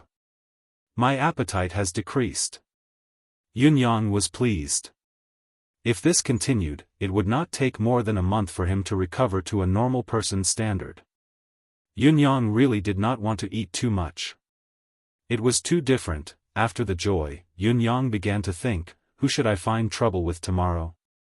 The faint sound of a horn from afar caused Yunyang's expression to sink into a grave expression. The war was about to begin. The army would depart in no more than 3 days. Yunyang had spent the entire day and night forcefully making himself happy, forcefully making himself domineering, forcefully blackmailing and threatening, forcefully adjusting himself to search for clues about the 4 Seasons Tower, forcefully telling himself that he was only doing this for revenge. He did not care about anything else. However, in the end, he realized that all his efforts had been crushed by the sound of a horn from afar. War. That was the battlefield of the 9 Supremes. My brothers aren't here anymore, so I don't care. Yunyang stood up and looked at the night sky outside the window, breathing deeply. In his mind, he heard the voices of his 8 brothers speaking in a low voice. Yutong's blood, Yutong's soul, Yutong's men, Yutong's army. Before him, the eyes of 8 brothers seemed to be staring at him, saying, national vendetta or personal grudge, OL, 9th, which side do you care about first? Don't force me. Yunyang closed his eyes and murmured, I'm not a saint. I don't have the power to turn the tide either.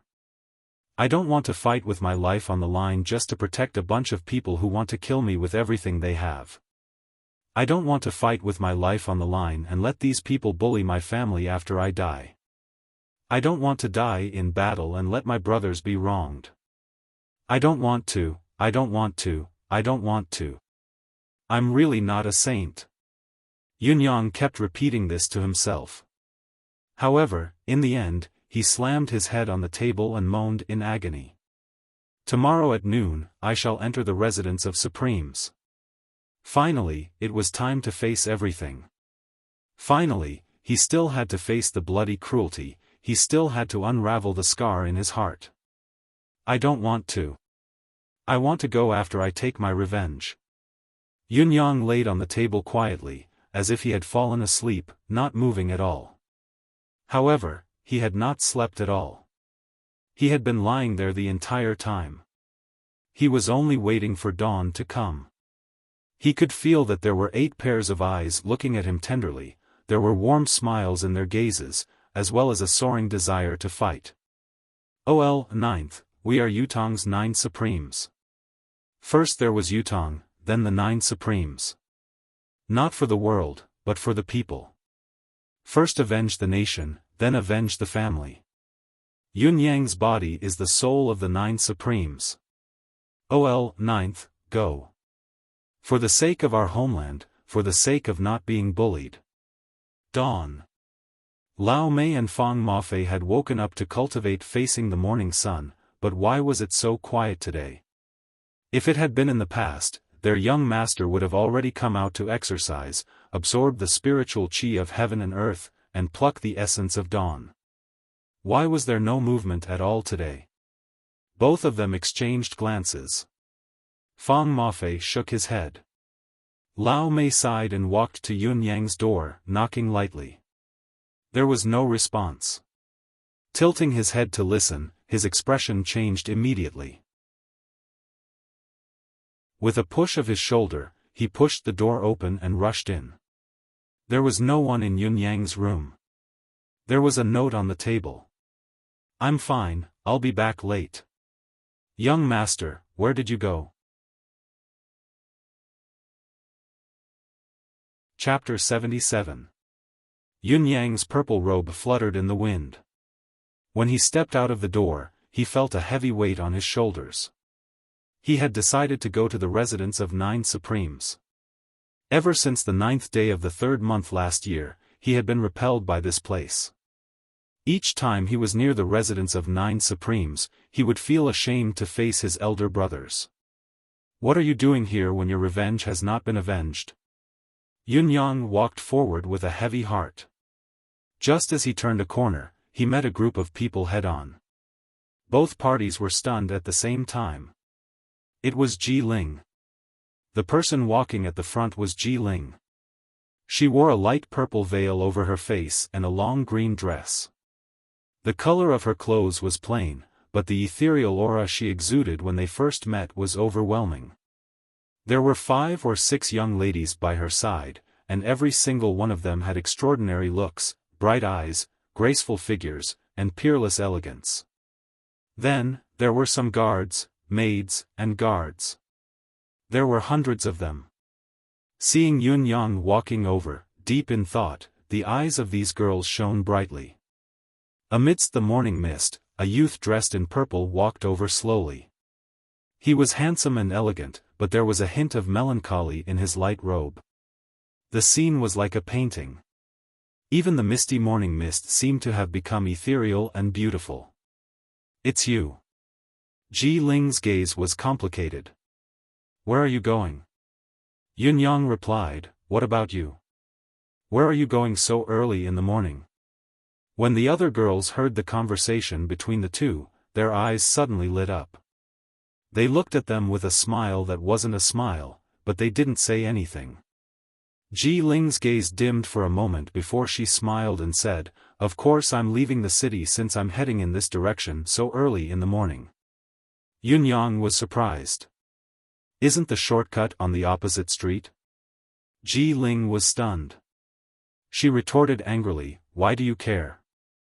Some of the girls covered their mouths and giggled. Their bright eyes exchanged glances and winked at each other.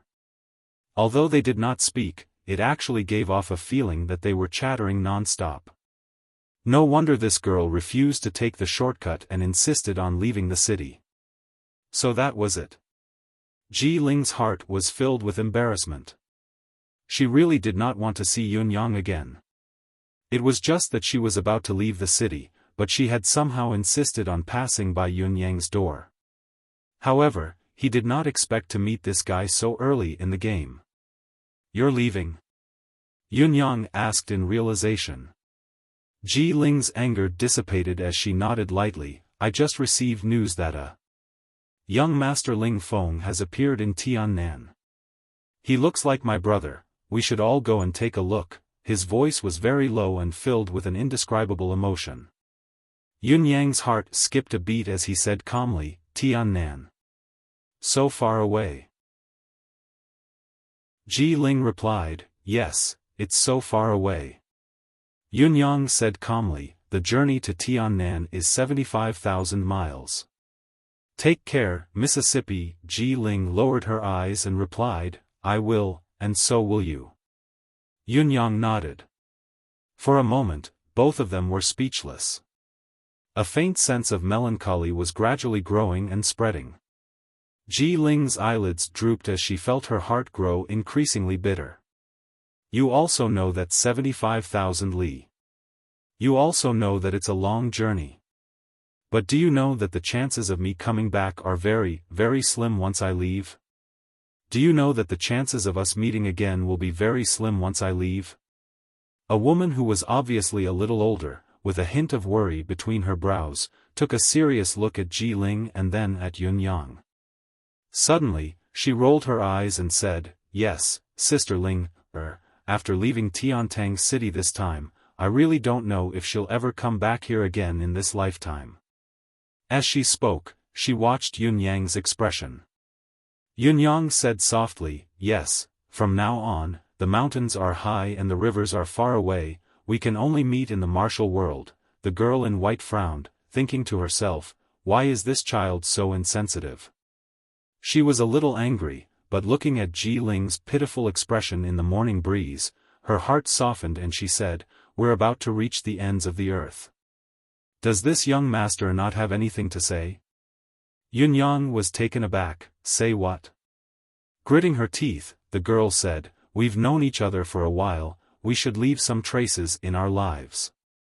Sister Ling, I saw you fiddling with that sachet last night. What are you trying to do with it? Ji Ling was extremely embarrassed and almost screamed, Sister Lan. Sister Lan was resolute, since you've seen it in person, why don't you give it to me? Are you really going to throw it away when we leave the city? Ji Ling snorted and forced a straight face. Her voice was cold as she said, young Master Yun, it's fate that we've known each other for a while. Since we're about to part, this young sister has something to give you, I hope that you won't mind. As she spoke, her ears turned red. Biting her lips, she took out a small white sachet from her robes and handed it over after a moment of hesitation. Yun Yang sighed inwardly and said, thank you, young lady, for your kindness. He could only accept it, but he knew in his heart. This was nothing more than a young girl's attachment. Just as he had said, Tiannan was a long journey, 75,000 miles away with countless mountains and rivers in the way. A round trip would be 150,000 miles. Even an expert would have to travel for a year. Moreover, they both had things to do. Even if they had any intentions, they would not be able to achieve anything. It was just a legacy, but it was just a legacy. Seeing that Yun Yang did not respond after taking it, Sister Lan frowned and said, young Master Yun, my sister has already given you the sachet. Don't you have anything to say? Yun Yang searched his body and realized that he did not have anything on him. He chuckled bitterly and said, luckily, I won a saber from the bet last time. This saber is small and exquisite, it's useless for a man like me. Why don't I give it to Lady Ji? I hope that this saber can keep you safe in the martial world's turmoil. As he spoke, he took out the treasured saber Phoenix's Cry. It was one of the 7 swords and 3 sabers forged by the master blacksmith Hunzi. The treasured saber Phoenix's Cry. When Yun Yang had won it the last time, he realized that this saber was a lady's saber, or rather, a maiden saber. He had no use for it at all. It was no wonder that Shiman Wandai had offered this saber as a wager. It turned out that the fellow had no use for it either. Yun Yang had nothing else on him except for this saber. His original intention was to conceal his divine edge when he had something to do. Now that he had nothing else to give away, he took this saber out. Sister Lan's eyes brightened as she said, "Young master is so thoughtful. Sister Ling, why don't you accept it?" Ji Ling blushed behind her veil and reached out to receive it. Yunyang sighed in his heart as he felt the innocent feelings of a young girl. After today's departure, I may not be able to live to see you again. If that's the case, let me give you a present before we part for the sake of your feelings. He held the treasured saber Phoenix's cry in his hand, his right hand gripping the hilt. With a thought, Emmy reluctantly sent out a continuous stream of life force into Phoenix's cry. It was done in a matter of moments. Yunyang flipped the scabbard and passed the hilt to Ji Ling. He said softly, "The martial world is dangerous, take care." Ji Ling suppressed the tumultuous emotions in her heart and bit her red lips. She nodded slightly and said, "You too." Her voice was so low that it was almost inaudible. As she took the treasured saber, she suddenly felt a strange feeling, as if the saber had completely merged with her body at that very moment. She did not need to wield it, but it already felt extremely comfortable. Have a safe journey to Tiannan. Yunyang stood up straight, his smile gentle. We shall part ways here. The journey is long, we shall meet again. We shall meet again. Ji Ling said softly. She then bit her lip and clamped her legs together. Hiya. The healthy horse neighed and moved slowly. Ji Ling's slender body stiffened on the horse, her mind a complete blank. The horse moved forward step by step, the sound of its hooves echoing against the ground. With each step, she felt that she was a step further away from Yunyang. However, she did not turn back. She subconsciously allowed the horse to move forward, the bitterness in her heart slowly turning into sorrow and pain. Her heart was throbbing with pain. She could only hear her sisters talking behind her. Sister Lan said, "Young Master Yun, take care. We shall part ways here, we shall meet again." Another sister's voice was tinged with laughter. "Young Master Yun, I am Xiaofan. Remember my name, haha. Young Master Yun, I am Yu Xiang. Can you remember me the next time we meet? Young Master Yun, I am." Everyone's laughter rang out incessantly as the sound of the horse's hooves grew faster and faster. She was already hundreds of feet away. There were no more farewells behind her. Ji Ling tried her best to resist the urge to turn back and take a look. She rode the horse stiffly, her mind blank as she walked forward. She did not know when, but tears had already blurred her vision. One of her hands gripped the treasured saber of Phoenix's cry tightly. Sister Lan urged the horse to catch up to her and sighed softly. Sister Ling, if you're upset, why don't you cry it out? You'll feel better. Ji Ling lowered her head, a string of tears falling soundlessly into the dust. She bit her lip and said, Sister Lan, why did you insist that I give the sachet to him? Wouldn't it be better to forget it from now on? Sister Lan smiled gently and said, Would you forget? Ji Ling did not reply. There aren't many opportunities for a woman to fall in love in her life. Sister Lan's voice was filled with melancholy as she said, Just like today, this young Master Yun is obviously the one we didn't see the other day. He's from Tiantang City, we're in two different worlds. Perhaps after we part ways today, the both of you will never see each other again in this lifetime. However, to have a remembrance in your hands and to be able to feel the feelings of the past, it's a good thing. It's better than having regrets in the future. You've obviously fallen in love before, but there's no trace of it left in your life. That's a real pity. I asked you to leave the sachet and take this saber with you because, don't have the same regrets as me in the years to come. Sister Lan said sadly, empty-handed. Ji Ling hugged the treasured saber of Phoenix's cry tightly. She could feel the warmth of that person on the saber. She could not help but feel reassured as she comforted her, Sister Lan, we will definitely find my brother. Sister Lan shook her head and sighed softly.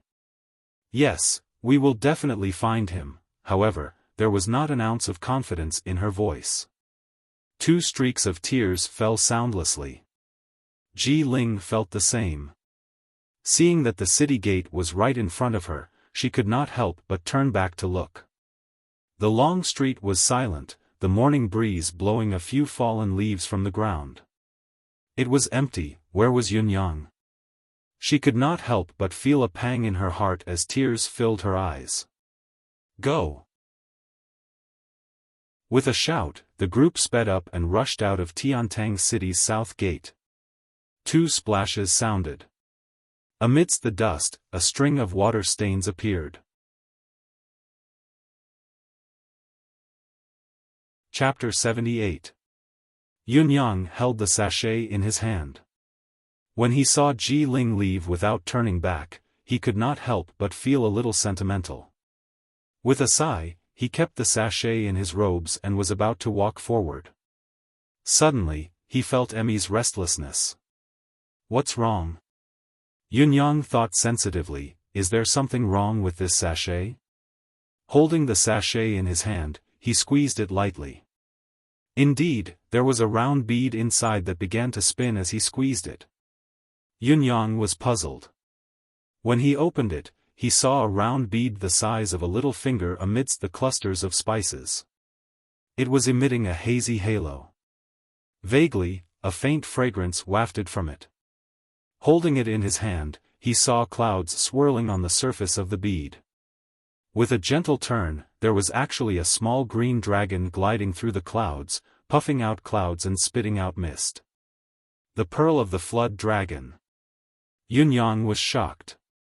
This was a priceless treasure. The phoenix's cry treasured saber that he had given away, compared to the pearl of the flood dragon, was like heaven and earth. The pearl of the flood dragon, as the name suggested, was a precious pearl taken from the body of a flood dragon. The flood dragon had almost surpassed the category of mystical beasts, being a 9th-level pinnacle mystical beast. Perhaps it was because the known classification of mystical beasts only went up to the 9th level, hence the flood dragon was a 9th-level pinnacle mystical beast. If there were 12 levels in this world, then the flood dragon would still be a 12th-level pinnacle existence. A flood dragon's entire body was a treasure. Its flesh, blood, skin, tendons, and bones were all treasures that a martial artist could only dream of. However, the most precious was the pearl of the flood dragon within the flood dragon's spine. Each of the flood dragon's 24 vertebrae contained a pearl of the flood dragon. It was the source of the flood dragon's essence and vitality. Furthermore, each pearl of the flood dragon contained a part of the dragon's soul. A pearl of the flood dragon, when worn on one's body, could absorb the power of the dragon's soul, the essence of the flood dragon. It was of great use even to a grandmaster pinnacle martial artist. Moreover, it contained the power of heaven. If a grandmaster could wear the pearl of the flood dragon to comprehend it, he could even comprehend the ancient dragon god's legacy and break through the void. How could such a thing be described as a priceless treasure? This girl. Yunyang heaved a long sigh. He felt a heavy weight on his heart. You're really willing to leave this treasure here with me? When he turned back, there was no one in the distance. By then, Ji Ling and the rest had already left the city. The sachet in his hand still had a delicate fragrance. Yunyang sighed softly and kept the sachet in his robes. Yunyang had mixed feelings regarding this sentiment as well. Emmy, you can't eat this, Yunyang murmured.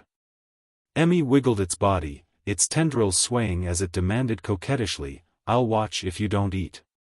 Yunyang smiled and let go of his grip. The pearl of the flood dragon was already in his deific consciousness. It landed at Emmy's feet and rolled around. Emmy's thin tendrils curled up the pearl of the flood dragon and rolled it back and forth between its roots, enjoying itself. Yunyang realized that Emmy was indeed not eating it. It was even trying to inject its vitality into the pearl of the flood dragon. The misty radiance on the flood dragon pearl began to flicker, a seedling and a bead, yet they were having so much fun, Yun-yang could not help but chuckle, not bothering himself with it. The Nine Heavens Domain. It was also the residence of 9 Supremes. Outside. At dawn, there were already a few veterans cleaning in the morning fog, meticulous and meticulous.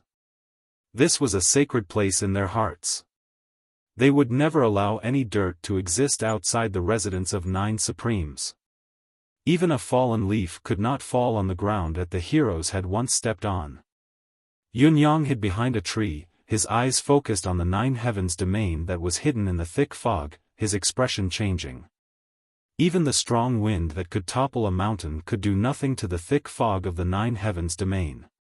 Yun-yang sighed soundlessly, leaning against the tree as his body gradually faded away. He turned into a cloud of fog. Drifting in the morning light, he dissipated in the air. In an instant, he melted into the thick fog of the 9 Heavens Domain. Amidst the thick fog, everything was silent. Yun-yang entered the residence of 9 Supremes soundlessly. Looking at the various powerful forces hidden in the thick fog that kept flashing around him, wind, rain, thunder, lightning, metal, wood, water, fire, blood, fire, Yun-yang felt an endless sense of familiarity. Only he and his brothers could enter and not be harmed. Others, even if they were the world's top grandmasters, could not even dream of taking a step into the 9 Heavens Domain. In front of him was a hall. It was not made of gold or jade, but it was extremely sturdy. It was also the only spacious place in the residence of 9 Supremes where his brothers would come to discuss matters. Now, standing alone in the empty hall, Yun-yang felt a lump in his throat as hot tears fell from his eyes. In front of others, no matter how turbulent Yun-yang's heart was, he would never shed a tear. However, now that he was in a familiar place and he was alone, he no longer wanted to hide the emotions in his heart. I, Yun-yang, have no one to rely on, wandering around alone. My master was killed before I succeeded in my studies, wandering the martial world. Finally, I was discovered by Big Brother and became a member of the 9 Supremes. From being alone, I suddenly have 8 brothers. This satisfaction and happiness is indescribable. Even if I have to fight in the battlefield every day, I have no other desire as long as my brothers are by my side. However, God has only given me this happiness for 5 years. I'm still alone in this world after all. Around him were rooms made of the same material that was neither gold nor jade. They could be used, but they could not be destroyed. Yun-yang looked at the rooms, the doors were tightly shut. It was as if the 8 brothers had locked themselves out of the room together. Yun-yang closed his eyes, suppressing the bitterness in his heart as he walked into the inner room. It was a small, empty room, but this was where the biggest secret of the residence of 9 Supremes was unlocked. Yun-yang walked into the room and suddenly spun like a whirlwind. His feet stepped in a strange position, each step with a different force and direction. He spun 9 times, the entire room was filled with afterimages. Finally, his foot stomped heavily in the center. Creak, creak, creak, an extremely faint sound could be heard. In this small room, a crack suddenly appeared on the ground. It was all gleaming cold steel and was definitely not made of any known material. More than 100 feet thick, they were all made of this strange steel. Slowly, the ground cracked open to reveal a 3-foot-wide opening. Below it, layers of stairs made of strange steel rose slowly, all the way to the opening. In a flash, Yun-yang stood on the first step. As he stood on it, the stairs began to sink slowly, the fine steel barrier above began to close slowly as well. When Yun-yang had completely sunk into the ground above was already flat, without a single crack. It was a strange place. There were still 9 identical, tightly shut doors. The only difference was that the symbol on each door was different. This was where the 9 Supremes truly cultivated. It was also where the 9 Supremes' real secret lay. In this world, there were only 9 people who knew this secret. Now, there was only Yun Yang. In the center of the 9 doors was a strange high platform. It was crystal clear, a piece of flawless jade. If anyone else had seen it, they would have exclaimed in surprise. Communication jade. The communication jade that people knew of was only the size of a palm, but it was already priceless. However, there was a whole piece here that was as tall as a man. On the platform, there was a token. The 9 Heavens Dictum. This was the real 9 Heavens Dictum. Yun Yang's gaze was cold as he walked up slowly. His right hand stretched out slowly, gripping the token. "Brothers, I've brought the 9 Heavens Dictum out." Then, he came to the door that was carved with a white cloud. Cultivating, an ethereal white cloud appeared in the air, white and flawless. The white cloud on the door floated up soundlessly and merged with the white cloud that Yun Yang had condensed in the air. The door opened abruptly. Yun Yang entered in a flash. The door closed. Yun Yang stayed for a full 10 days after entering this time. In these 10 days, the wind howled in this small room, and the wind rose and clouds surged. When he came out again, he walked to 8th Brother Supreme Wind's door.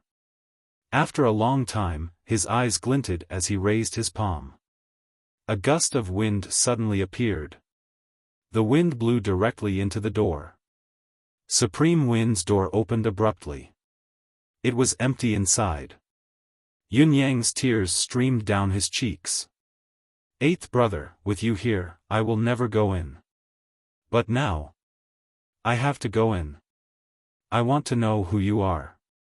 I want to know where your family is. 8th brother, don't worry.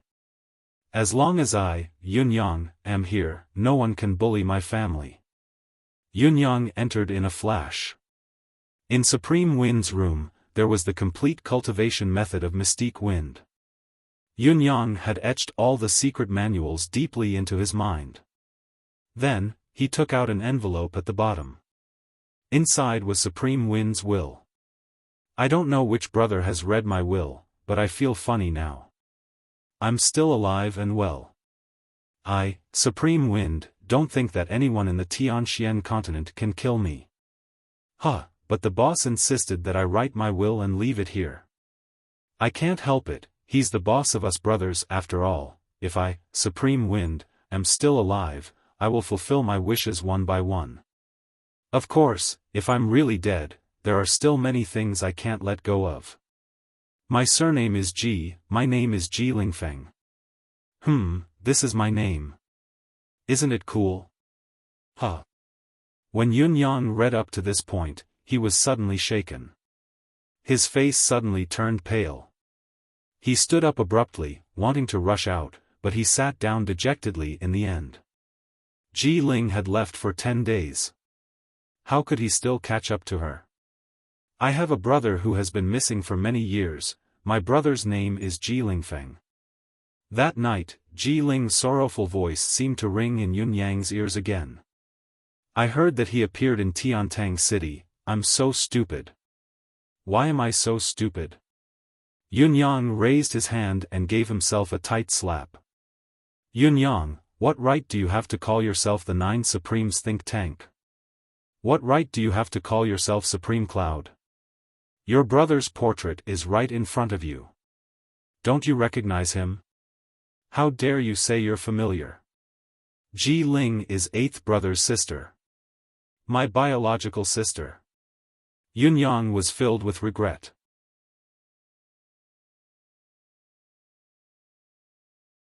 Chapter 79.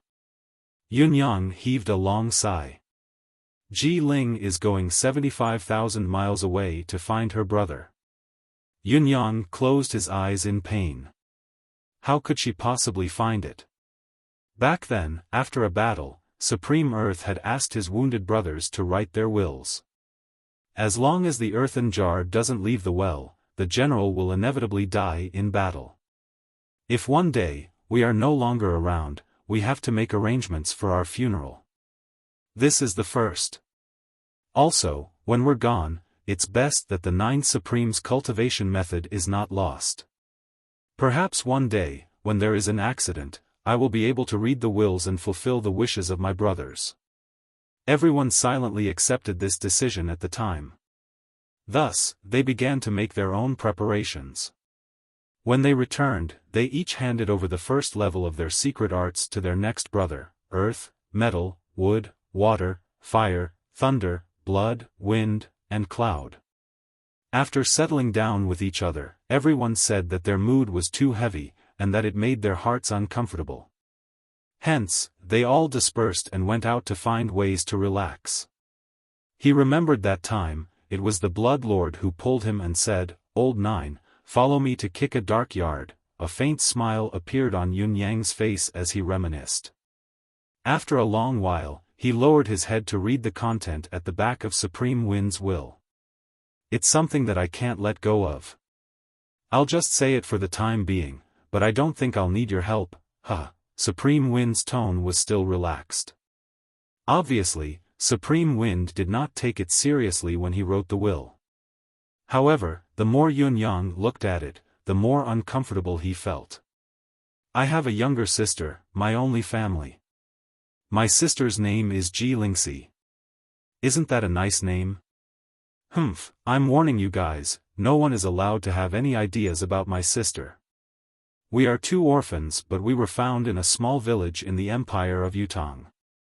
We should be from Yutong, right? Huh, I see myself as a Yutong citizen anyway. When I was 8 years old, both my parents died. My younger sister and I were adopted by the Ji clan. At that time, the clan head had no descendants, so he took us in as his children. 10 years later, the clan head had a son. So, my position was a bit awkward. Huh, my younger sister is a girl after all, but I, the eldest young master, henceforth. He, do you understand? I understand. 8th brother, you make it sound easy and humorous, but I understand the bitterness in your heart. I don't care about being the young patriarch or eldest young master, but my existence is definitely a big worry for the clan. So, I had no choice but to run out, but I didn't expect that the moment I escaped, I would be lured here by our boss. Let's not talk about unhappy things. If I really die, brothers, help me take care of 2 people. The first is my younger sister, Ji Lingxi. Lingxi is my baby, the person I miss the most. If anything happens to me, you must take good care of my sister. You are not allowed to tell my sister that I'm dead, you are not allowed to make my sister sad, you are not allowed to entrust her to the wrong person, you are not allowed to make my sister unhappy. You're not allowed to make my sister unhappy. You're not allowed to. If you can't do it, then just die." A series of inaccuracies. The image of a brother who loved his sister as much as his own life appeared. It was as if Yun Yang could see Supreme Wind right in front of him, looking at him unhappily with a frown. "I'm sorry, 8th brother, Yun Yang sighed deeply. "I seem to have made our sister unhappy too much. My sister is the first. She's my darling. Whatever good stuff you have, give it to her first. You must love and coax her. My sister likes to wrinkle her nose when she's angry. Whoever makes her wrinkle her nose, I'll crawl out from my coffin and beat you to death. The second is my fiancé. You didn't expect that, did you? Actually, the marriage was set before there was anyone. I was still young then, but when I grew up, I liked her very much. Her name is Yu Rolan. Isn't it nice? Sigh, other than my sister, she's the girl I like the most, but she's also the one I've let down the most. She likes me too. I was thinking that as long as I'm alive, I'll marry her. When the 9 Supremes matters come to an end, I'll invite all of you to my wedding. Hopefully, there won't be a chance for me to ask for your help, because of the clan. There was a period of time when I kept a distance from her. Do you think that I'm not like a man? I've thought it through now. I want to marry her. Huh. Of course, if I'm really dead, tell her that I've had a change of heart, that I've married someone and lived in seclusion. That'll do, there's no need to explain. She's narrow-minded, I'm worried that she'll take things too hard. I'll have to keep an eye on her for at least a year. This girl is stubborn. This is more difficult. I don't think I'll die either. How can the 9 Supremes die? I don't think I'll need all of you. You roll on. Yun Yang's gaze froze again. He recalled that morning when he had met Ji Ling leaving the city, the girl in white who had accompanied her and helped her exchange gifts with him. There seemed to be a hint of worry shrouding her brows. She looked extremely melancholic, as if she was weighed down with worries and was in low spirits. Ji Ling had called her sister Lan. Besides, she had gone to look for her brother with Ji Ling. That must be you, Rolan, right? Yun Yang's heart wrenched in pain. 8th brother, I'm sorry. I've seen both of them, but, other than that, when I'm not on a mission, my clone is. Despite Supreme Win's disapproval, he had still listed out his biggest secrets. The clone was when the 9 Supremes needed to relax when they were not on a mission. And this identity was, another identity that only they themselves knew. Yun Yang chuckled bitterly and could not help but roll his eyes. The last time his other identity had clashed with someone outside and almost suffered a loss, it was actually because of this 8th brother. He had not expected that the identity of 8th brother's clone was actually the person he had always wanted to take revenge on. Other than that, there's a hole under my chair. I'll kill whoever dares to say that I fart. Inside is OL, 7th's Art of Crimson Soul's first stage. Once you've mastered it, you'll be able to open OL 7th's door. Other than OL 7th's cultivation method, there's also my Mystique Wind Conjuration, my Supreme Wind Medallion and a Mystique Wind Orb. There's also a Pearl of the Flood Dragon for my sister and a piece of jade that Lan gave me back then. Whoever sees this will, I'll give it to him. Or, I can return it to Lan, or two. If I die, I need to make her give up completely. Otherwise, what's the point of waiting for a dead person like me? Pft, pft, pft. How F** King inauspicious. However, I've left a message for Roland then, when I become a hero, I'll bring 100,000 troops to marry you. However, if this will of mine is seen by all of you, it'll truly be a hero's dream, a lifetime of beauty. However, think of a way to be her matchmaker. Don't waste your life because of me. If that's the case, I won't be able to rest in peace even if I die. There's something else that I'll tell you as well. I had a mysterious encounter that time and fell into a mountain stream. In the end, I fell into a cave that was some expert's residence. There were a few books, about the mystical beasts of the mountains and seas. They're all on my table. Whoever sees this will, I'll give them to you as well. A few pearls of the flood dragon were obtained from there as well. I've used the rest, don't even think about it. Actually, one last complaint. Boss is a troublemaker. He's living well to write his will. F***ck, I'm thinking now if we can join hands and beat him up. What kind of stupid will is this? It's giving your father a headache. I almost cried. F***ck, boss is a dumb bird. Then, there were a bunch of complaints. Finally, let me say something serious. How should I put it? We, the 9 Supremes, are considered heroes for protecting our country. If there's a day where we die in the battlefield, your father will feel quite honored to die fighting for our country. I'm a citizen of Yutong. I'll die happily for my country. If I die in the battlefield, don't seek revenge. There's no vengeance. The warriors of other countries fight for their country as well. Who doesn't want their country to conquer the world? Also, boss is always preoccupied, always unhappy. OL 2nd, OL 3rd, and OL 4th are carefree, the 3 of them are murderous. I'm not worried about them. However, 5th brother's matter has to be settled quickly. If I die, urge him, tell him that I said it. Your father hasn't been able to drink his wedding wine until I die, don't let the other brothers miss it too. Ask him to do it quickly. F***ck, such a good woman is waiting for him and he still has so many problems. That bastard is so unreasonable. Sixth is fine, just that he has a lot of secrets. I feel that his family background isn't ordinary, a noble family, is it? Damn it, acting all high and mighty in front of your father every day. Seventh's murderous aura is too strong. Tell him that I said it. I hope seventh brother can be more open-minded before he dies. Ninth has too many thoughts. He's so young, but he's always thinking of conspiracies. Talk to him more when you're free, don't let him be like a little old man every day. Even if you're free to beat him up, it's still better than that. If I die, my words will definitely work. Do you believe me? Ha ha ha.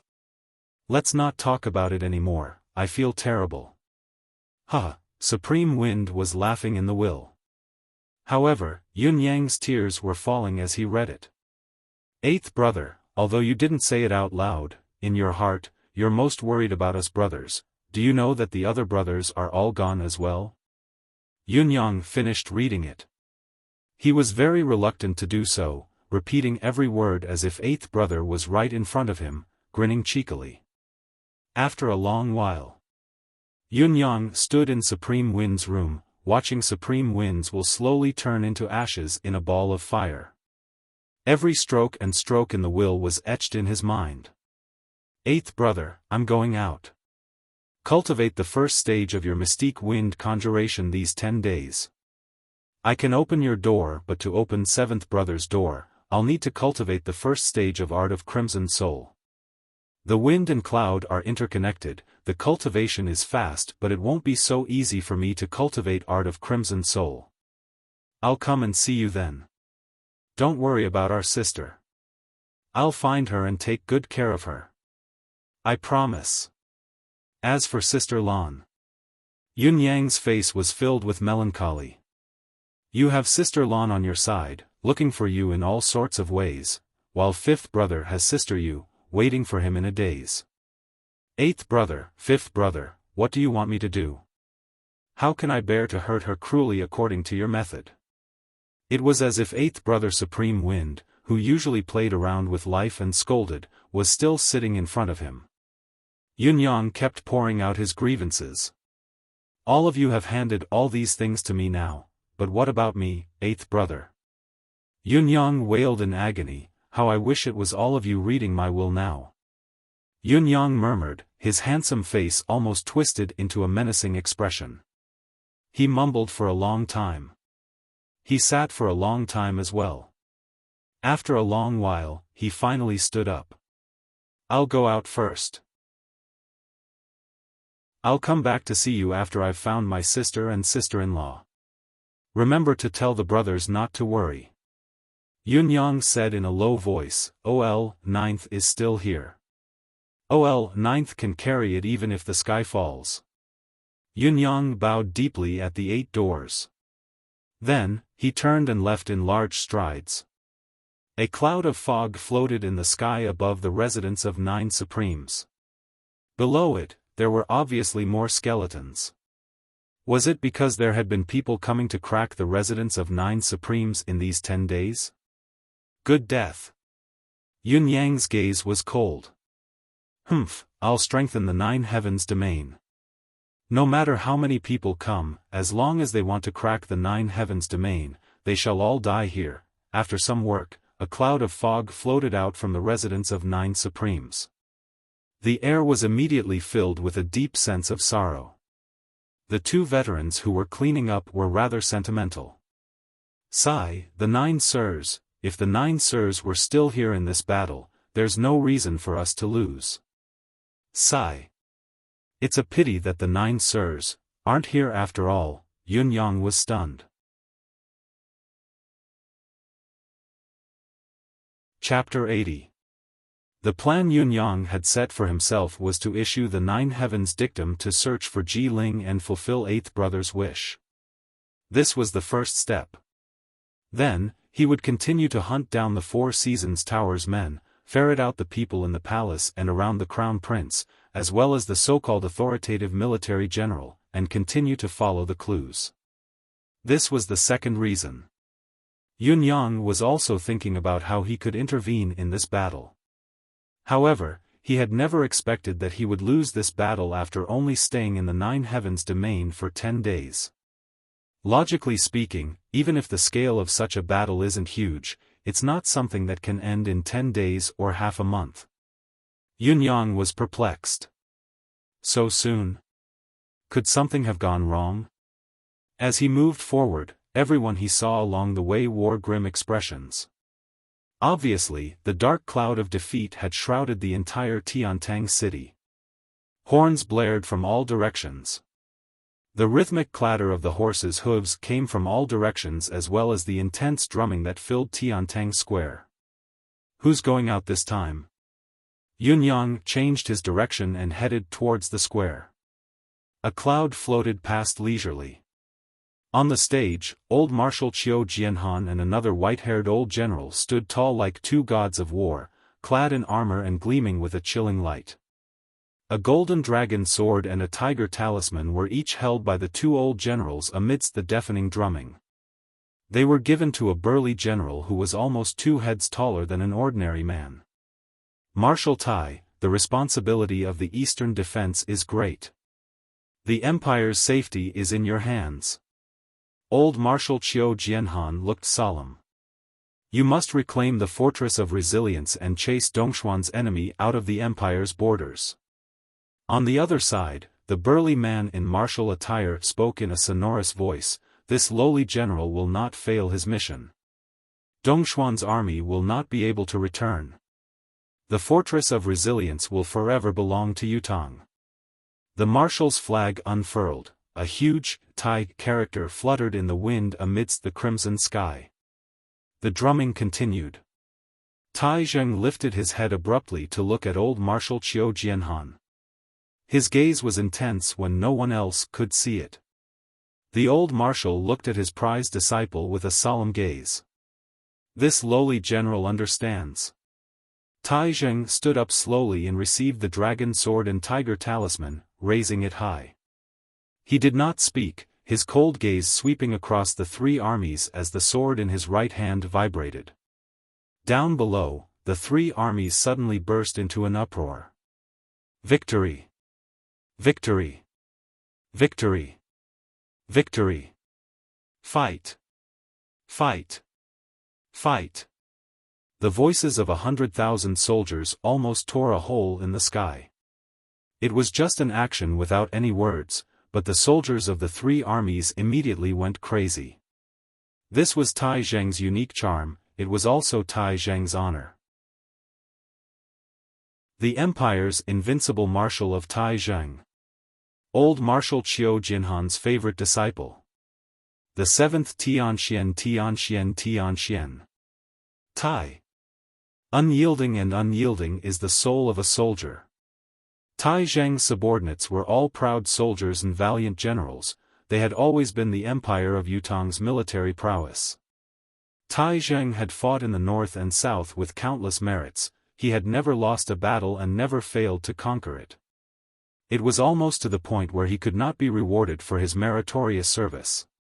It was old Marshal Qiu Jianhan and old General Leng Daoyin who had suppressed him, forcing him to keep a low profile. That was why he had not gone to war in recent years. Now, it was finally time for this ever-victorious army to move out. Like a lion that had been locked in a cage, it had now stepped out of its cage and was shaking its feathers, its gaze was already looking far away, its fangs were slowly bared. Although it had yet to move, the color of blood had already filled the entire grassland.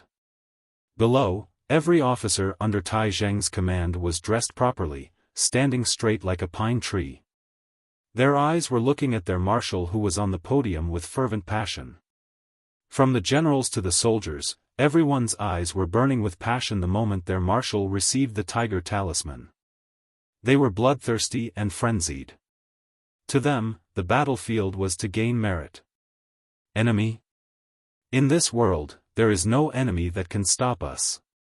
This was the faith and confidence that belonged to the proud soldiers and valiant generals. Tai Zheng's muscular frame faced the entire army, his tiger-like gaze sweeping across them without a word. The armies suddenly went silent. At this moment, the entire field was so silent that one could hear a pin drop. Everyone knew that Tai Zheng was about to speak. Tai Zheng stood there without saying a word. Under the gaze of His Majesty and the two old marshals from afar, he suddenly howled into the sky. His voice was fierce, piercing through the air. The murderous intent in his voice almost froze the entire space. Let me tell all of you. The enemy we're about to face this time is the continent's god of war, the empire of Dongxuan's first marshal, the first in the ranking of the famous generals, Han Sanhe. Are you all afraid? Not at all. 100,000 soldiers roared in unison. Let me tell all of you, we're about to face the empire of Dongxuan's invincible steel cavalry, Dongxuan's shadow cavalry. Are you all afraid? Not at all. Let me tell all of you, some of you will die in this war. Tai Zheng's voice was hoarse. Are you all afraid? Not at all.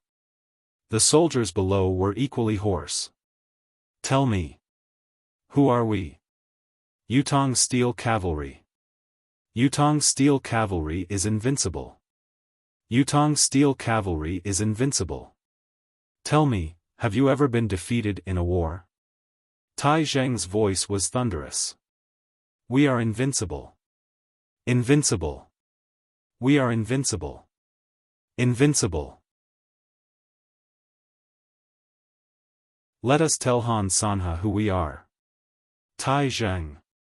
Unyielding, the soul of the army is eternal. Good. Tai Zheng shouted, for Yutong. The 100,000 soldiers cheered together, for Yutong.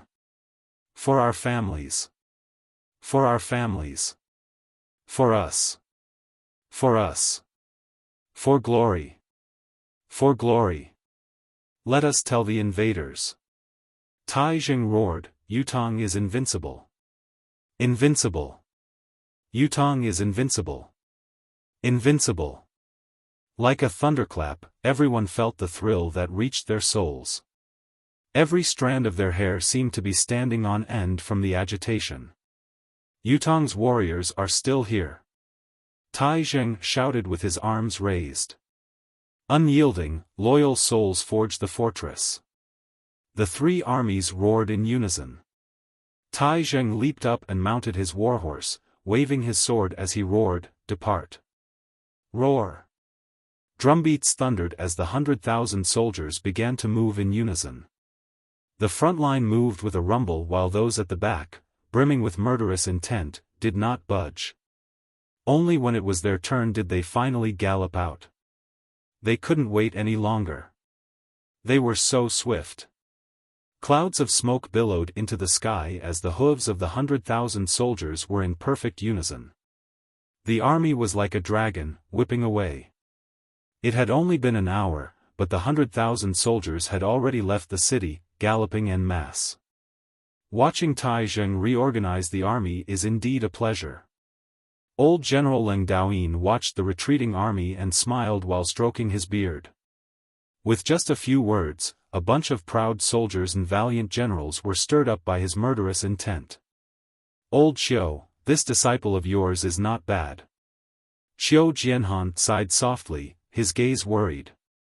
Tai Zheng is a great general, but the enemy he's facing this time is not weak at all. Han Sanhe, he's the nemesis of both of us. Old Leng, you can't be unaware of Han Sanhe's prowess. Leng Daoyin sighed as well and murmured, Han Sanhe. Back then, we, the saber and sword duo, were almost beaten into a pair of saber and sword bears by him. Xiao Jianhan sucked in a deep breath. If Tai Zheng can't hold the fort, Yutong will be in real danger this time. Once Tai Zheng's troops are defeated, only the two of us will be able to hold the fort. I guess we can't hold the fort and can only move the capital away. Leng Daoyin was silent. After a long while, he said, "What did you tell this disciple of yours before he departed?" Qiu Jianhan did not speak for a long time. Finally, he closed his eyes and enunciated each word clearly: "If we're locked up, we'll live. If we're locked up, we'll die." Leng Daoyin shuddered. "Did Tai Zheng have any other requests?" Leng Daoyin asked. "Tai Zheng only asked me if the 9 Supremes were still around." A bitter smile hung on Qiu Jianhan's face. Leng Daoyin's expression changed. Tai Zheng doesn't have the confidence to win this battle. He doesn't have the confidence to win. This is bad. Leng Daoyin's hand shook, pulling a few strands of his white beard. Facing Han Sanhe, who would dare say they would win? Qiu Jianhan sighed. Tai Zheng's departure. Leng Daoyin looked at the rising dust in the distance. What else did he say? Qiu Jianhan's expression was forlorn. He asked me one more question. Why did we let the 9 Supremes disappear just like that? This fellow's resentment towards this matter isn't small. When the matter of the 9 Supremes came out, Tai Zheng brought his guards and almost surrounded the palace. He wanted an explanation. Leng Daoyin chuckled. This child has a good temper. Qiu Jianhan chuckled bitterly. 2 of the 5 most elite cavalries in the entire Tianxian continent, the Shadow Cavalry and the Steel Cavalry, are finally going to fight head-on. Leng Daoyin murmured. Outside the city, the army was on its way. Tai Zheng's expression was steely, his muscular body unmoving on the horse's back like a silent mountain. Throughout his military life, he had gone into battle many times, but this was the first time he had no confidence or confidence at all. If we're locked up, we'll still be alive. If we're locked up, we'll die. Yutong's bureaucrats. Tai Zheng thought quietly in his heart, if we win this time and return, even if I give up all the merit I have, I'll still have to purge them. If we lose this time, we'll have to massacre them once. A warring kingdom in troubled times, the military's morale must not falter. Beside him, from the general to the soldiers, the 100,000 soldiers wore the same expression. Their faces were steely and expressionless, their gazes burning with murderous intent. What do I, Tai Zheng, fear? Tai Zheng laughed into the sky and said loudly, when we return from this battle, your father will treat all my brothers to wine. To my wedding wine. A loud boom resounded. The army erupted at once. We shall congratulate the marshal with unparalleled merit. A deputy general cheered with his arms raised, his face flushed with excitement. We shall congratulate the marshal with unparalleled merit. The 100,000 soldiers roared in unison. Ha ha ha! Tai Zheng's guffaw was filled with heroism. The army sped up, their voices sonorous and united as they sped away into the distance. We're the vanguard, faster. Do you still want to attend the marshal's wedding wine? Scouts, send out another wave. 10 waves of scouts, I want all the information within the 600 miles ahead. Quick, quick, quick. Soaring Eagle guards, follow the scouts. Dark Night Group, work with Soaring Eagle. Provide support in the dark. Blade Edge guards, prepare to meet the enemy. Sharpshooter bows, ready. Shield Battalion, work with sharpshooter bows. Everyone, pay close attention to the supply camp, be ready to provide support at any time. Orders were issued one after another, using the unique communication method of Tai Zheng's subordinates, passing through the entire army at all times. Yun Yang watched as Tai Zheng's army departed. The cloud was still hovering even when they reached the city gate. He knew the brutality and danger of this battle. Tai Zheng was formidable, but his enemy was Han Sanhe, the continent's god of war. Tai Zheng might not be able to hold out for too long. Yun Yang felt a sense of urgency. Can I still make it in time? Hold on. Tai Zheng.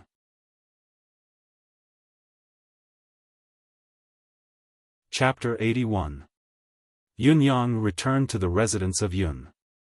Faced with Fang Mafei and Lao Mei's confusion, he did not bother to explain and went straight into the secret chamber.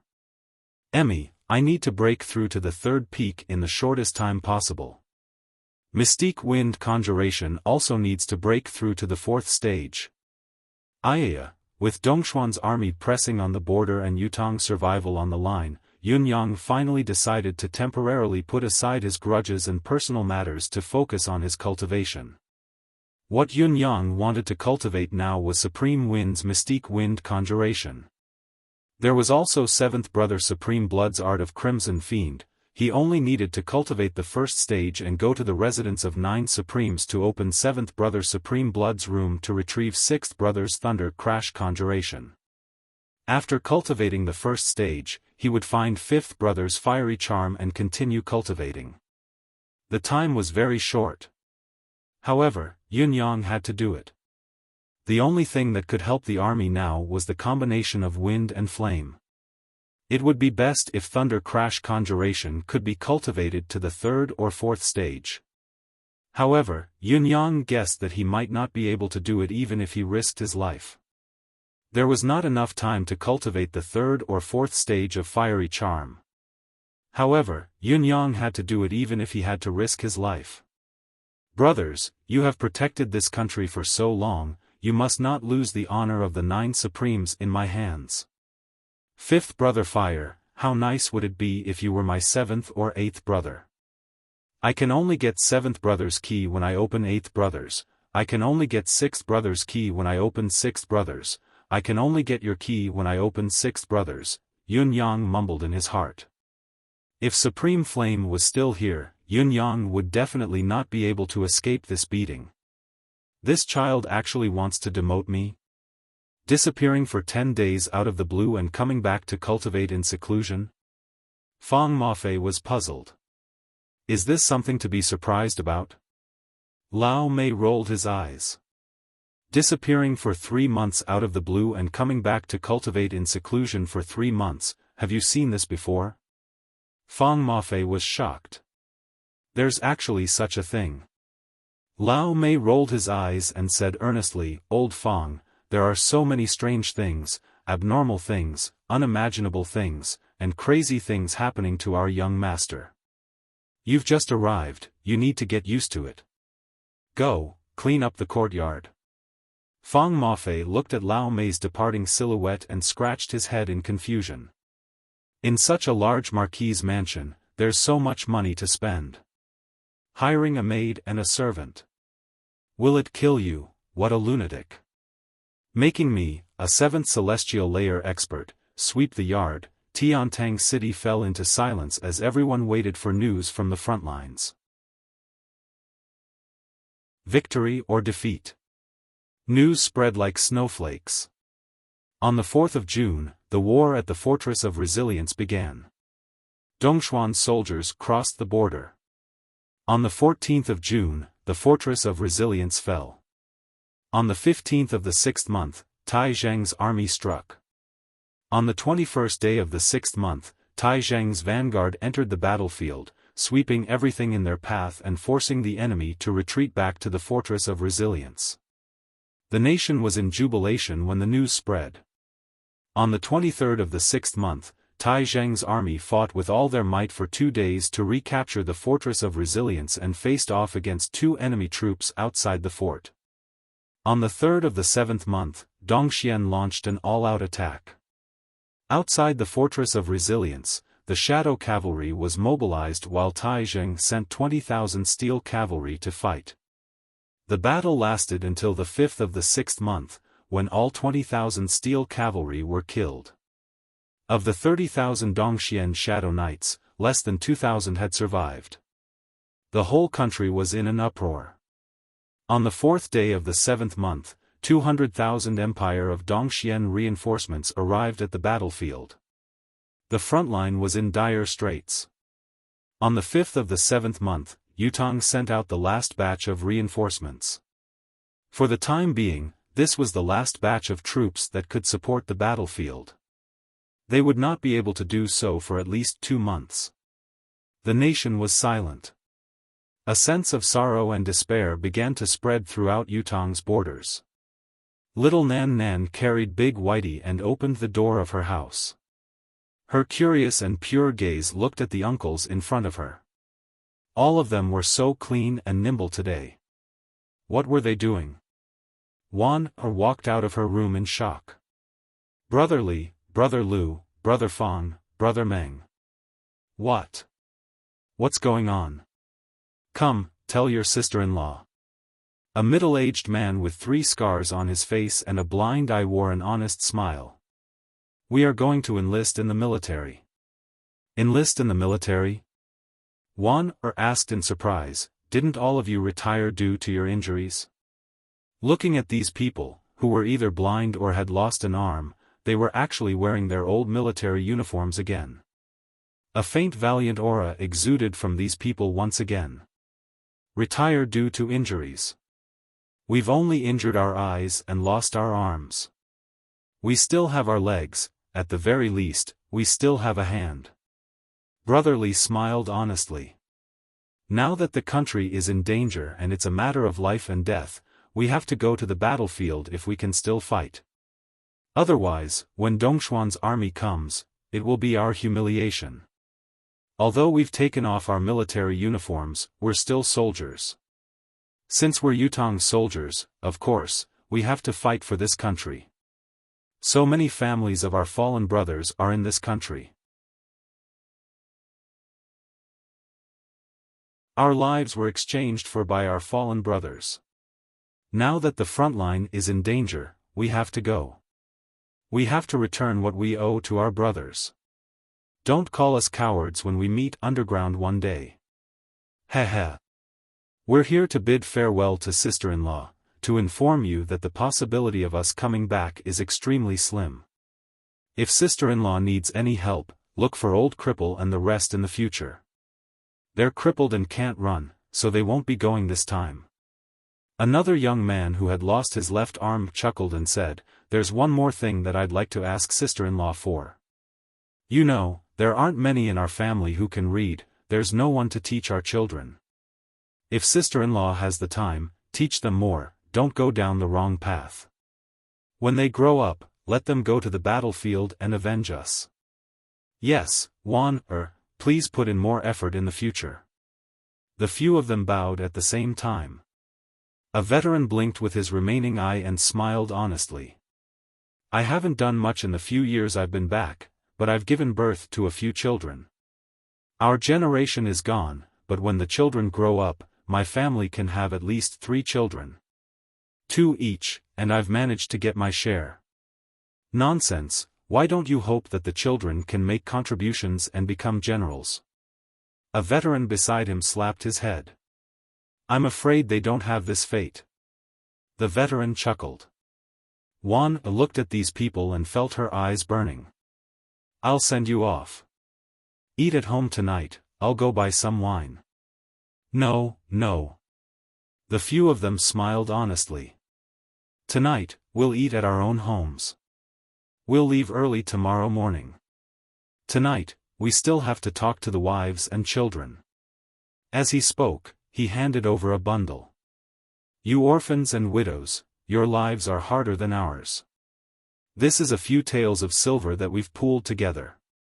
When we're not here anymore, use this to buy some floral cloth for darling, make some clothes, eat some good food, and find a good husband. Hee. Amidst the simple and honest laughter, the dozen of them turned and left.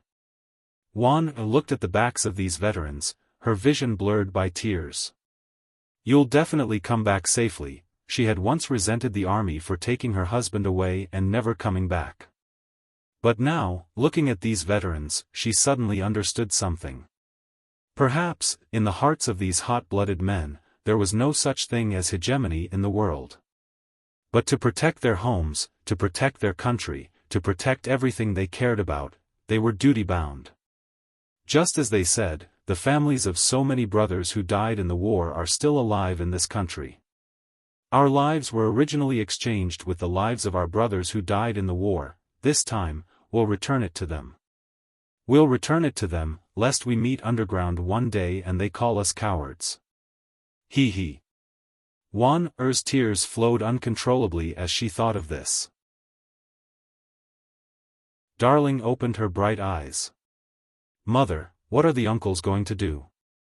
Will they ignore Darling in the future? No, they won't. Wan Er's tears flowed like a fountain. The uncles will protect you forever. Chen San stood in front of the residence of Yun in his military uniform. Lao Mei opened the door. Sir Butler, is the young master in? Lao Mei shook his head. No. Chen San's expression was one of regret as he smiled sheepishly and said, I wanted to bid farewell to the young master in person. I'm afraid I won't be able to repay young master's kindness in this lifetime. Lao Mei frowned. What's wrong? I'm going to the battlefield. Chen San smiled sheepishly. Many brothers are going too. The front line is said to be very dangerous. After all, we've killed enemies and seen blood, there's nothing to be afraid of, we'll go again. Now that the 9 sirs are gone, Yutong is in danger, we still have our hands and legs, we can still fight. We're going. After that, he knelt down and kowtowed 3 times at the residence of Yun's door. Chen San will repay young master's kindness in my next life. He turned to leave. Lao Mei felt something choking in his throat. Chen San. Sir Butler, what are your orders? Lao Mei took out 2 gold ingots and stuffed them into Chen San's arms. Take this back to your wife. Don't reject it, it means you're looking down on young master. Do your best. Chen San, come back alive. The entire Tiantang city, the entire empire of Yutong, was filled with such scenes. Dawn of the 2nd day.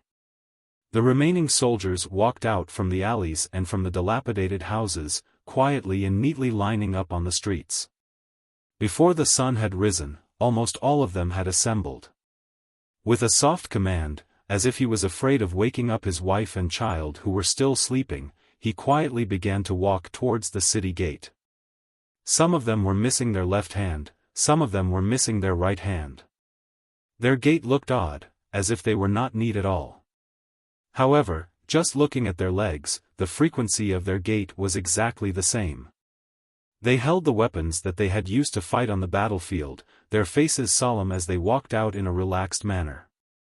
There were already many people gathered outside the city gate. Countless veterans with broken legs were left out of this operation, but they did not sleep for the entire night.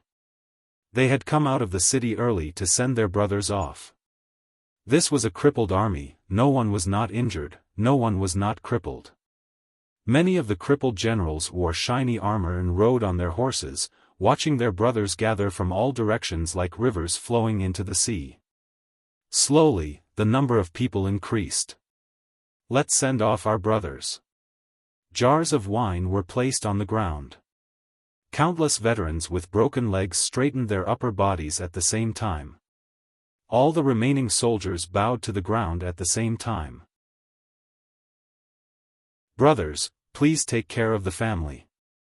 There was no departure ceremony, no gongs and drums to send them off. Brothers, depart. Someone called out hoarsely. A huge flag unfurled with a flapping sound. Battle in the mountains in my dreams, even with my broken body, I can repay the nation's kindness. The army departed in silence. There were tens of thousands of them. Their steps were firm, not a single one of them turned back. Don't turn back. If we can come back alive from this war, we can look at it however we want. If we can't, we'll feel even worse when we turn back. The morning breeze whistled through Tiantang City. They went further and further away. It was only then that the silhouettes of countless women and children dared to show themselves. They had been here, covering their mouths as they watched their children, their men, go to war once again. Tears streamed down their cheeks soundlessly. This chaotic era, these days of war, when would it end? Suddenly, the sound of galloping hooves could be heard. 2 swift horses charged out of the city gate like lightning. On the horses were 2 old generals, Yutong's 2 gods of war, Xiao Jianhan and Leng Daoyin. Looking at the departing army, the 2 old generals stood for a long time with hot tears in their eyes. They are all heroes. It's just that we have mistreated our heroes.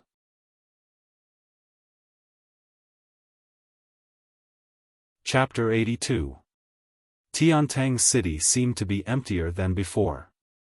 It seemed to have lost its former prosperity as well. Even the chatter in the restaurants had lessened. Everyone was living in silence, quietly paying attention to the news from the front lines. But, in a certain dark place, the gangsters who had wreaked havoc in the villages were dying in batches for some unknown reason. Many of them seemed to have been killed by mystical beasts, but there were also many who had died by swords and sabers. The military spies had almost all been released by the old marshal. Previously, the old marshal's high status and authority had not been noticed, but this time around, he had hardened his heart. Anyone who bullies the families of the deployed generals, those who bullies the families of the fallen generals, those who bullies the families of the disabled generals, kill without mercy. When the old marshal had issued this order, his eyes had been bloodshot. At the same time, His Majesty's secret guards and old General Leng Daoyin's trusted subordinates were also doing the same. Yutong's punishment had also been reformulated to target this aspect. Severe punishment. Therefore, the empire of Yutong's gangsters were in deep trouble.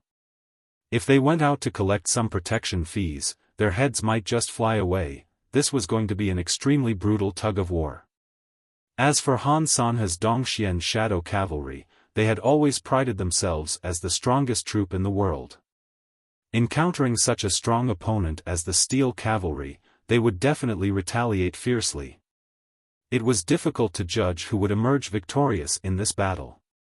Reinforcements were being deployed continuously, but all of the empire's higher-ups knew that only Tai Zheng's 100,000-strong army could decide the outcome of the battle. That was the real, and also the strongest power that he could bring out at the current stage. If the 9 Supremes Lords were still here. Countless Yutong citizens were thinking silently.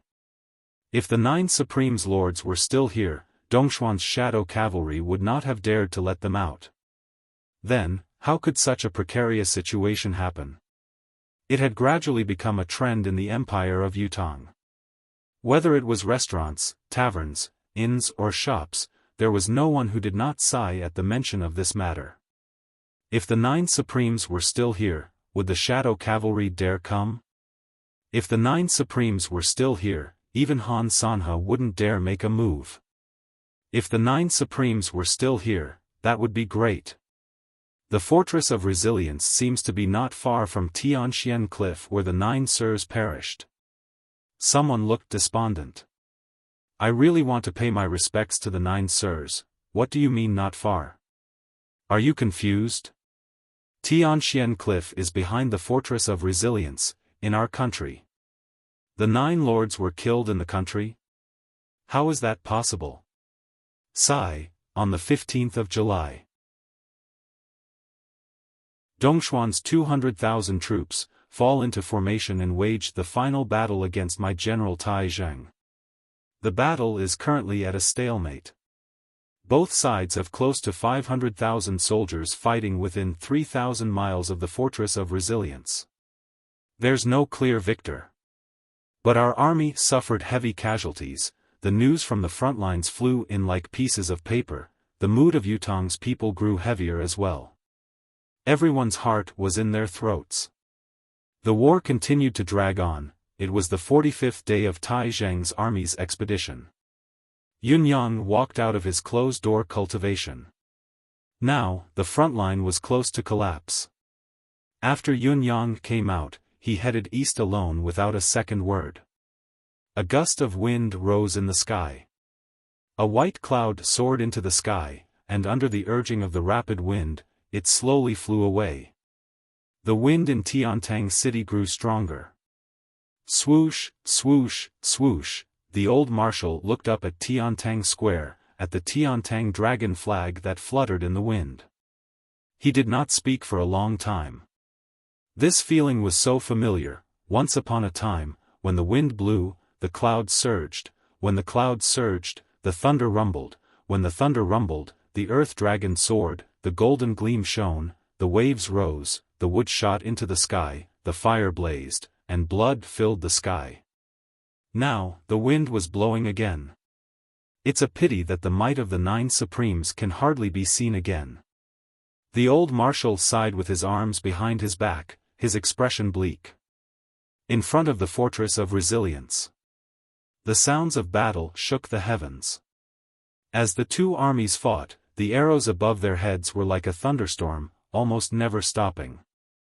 It was not hundreds or thousands of people, but tens of thousands or even hundreds of thousands of soldiers fighting.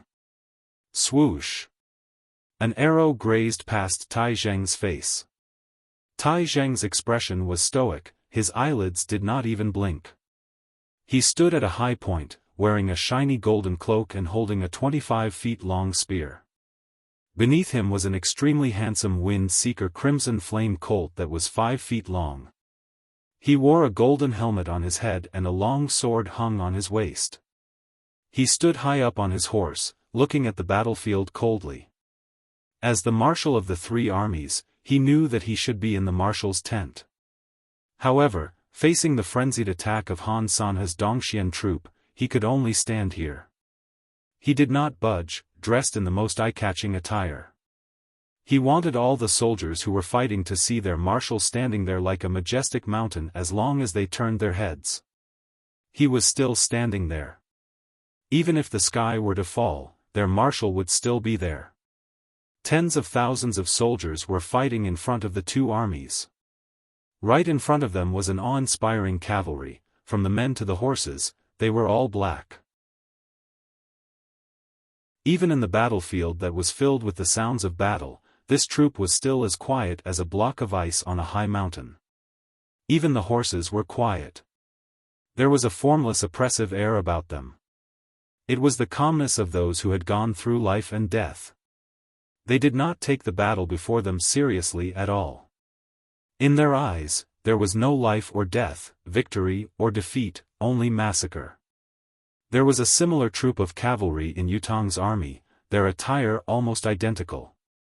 The only difference between the shadow cavalry and the steel cavalry was that the shadow cavalry wore black clothes, black armor, black horses, black helmets, and black robes. As for the steel cavalry, they only had a steel mask on top of the same attire. Only on this steel mask was there an emblem that could only be recognized by their own people. Both sides glared at each other, there was nothing else in their eyes. All the life and death on the battlefield did not matter to them at this moment. Tai Zheng stood proudly, his eyes brimming with murderous intent, his composure unwavering. He was like a reef in the midst of a raging storm, observing everything on the battlefield coldly as he calmly deployed his troops, maximizing the effect of each troop in his hands. Each time a new troop entered the battlefield, it was always at the enemy's weakest point. However, the enemy's immediate response often made him uncomfortable. Every one of his gestures was resolute and decisive, and his posture was filled with elegance and confidence. Each of the generals around him looked at him with reverence and fervor, executing his orders meticulously. They knew very well that not every troop could have such a marshal. Not every marshal could be so flawless. The marshal's calmness and steadiness were the reassurance of the troops. As long as such a marshal is here, we will not lose. Tai Zheng's expression was calm, but his heart was already frying. He knew that he could not hold on much longer.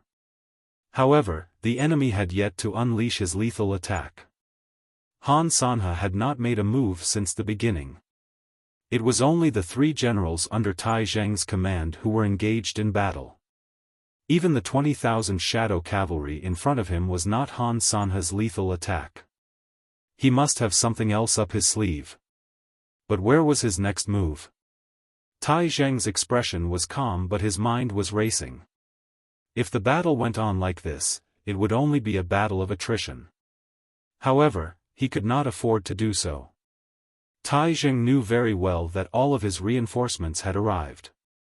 The nation would not give him any more support from now on. In spite of this, the enemy's reinforcements were endless. Behind him was the Fortress of Resilience. If the Fortress of Resilience had never been breached and he defended the fort, he was confident that he could repel Han Sanhe outside the fort even if he attacked with the entire nation's strength. At the very least, he could perish together with the enemy. However, the enemy had breached the Fortress of Resilience and destroyed it completely. When he led his army over, the enemy had retreated out of the Fortress of Resilience immediately. Under such circumstances, Tai Zheng would never dare defend the Fortress of Resilience even if he was filled with courage. He could only confront the enemy on a field outside the Fortress of Resilience. Who knew what malicious setup the enemy had made after breaching the Fortress of Resilience? Even if there was no setup, the walls of the Fortress of Resilience had collapsed. How could he even defend the fort? The enemy had come to attack, but he had forced himself into the same situation as the enemy. There were 30,000 steel cavalry behind Tai Zheng. From the beginning to the end, no matter how dangerous the situation was, he had not mobilized these 30,000 steel cavalry. They would eat the best food and stay the best accommodation. If the battle were to deteriorate, these 30,000 steel cavalry would be his last trump card. Woo woo, the dull sound of a horn rang in the enemy's camp. A black torrent slowly moved, from slow to fast, gradually forming a sharp whistling sound. The uniform galloping was like a bell ringing one's soul. The moment the enemy's horn rang, Tai Zheng waved his hand without hesitation. The war drums sounded at the same time. 5,000 steel cavalry moved in unison behind the military formation. On the battlefield, both troops were like raging black dragons, galloping silently towards each other. Not a single person from the two armies let out a hoarse roar like that. Not even a grunt could be heard.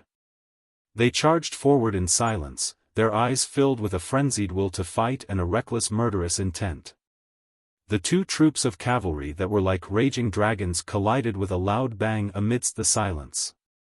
At that moment, Tai Zheng, who was on one side, and Dongxuan's general who was watching the battle from a high vantage point narrowed their eyes. Waves of blood rose into the air. Elite against elite. The shadow cavalry was expressionless, ignoring their comrades who fell off their steeds one after another. They held their weapons in their hands, attacking and charging forward in a frenzy. Every member of the steel cavalry wore an iron mask and remained silent as well. This was a battlefield. Everything was decided by weapons. Life and death were the deciding factor. Swoosh, swoosh, the leader of Yutong's steel cavalry was Wu Jundao, the assistant commander of the steel cavalry. The steel spear in his hand shot out like raindrops, glimmering like stars as black silhouettes were picked up and dropped. His warhorse did not stop for a moment as he led his subordinates, charging into the enemy's base like a sharp knife. The enemy followed the same strategy, charging straight into the steel cavalry's camp. Other than the sound of weapons clashing, everything was silent. Both sides were advancing. Both sides were dying. Bang!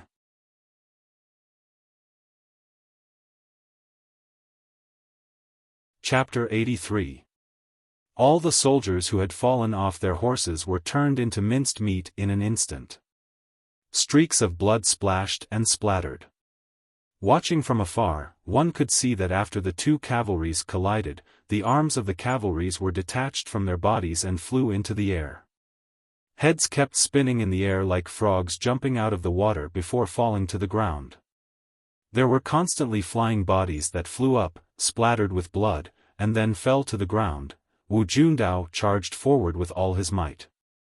Suddenly, he felt his body relax, the pressure was gone.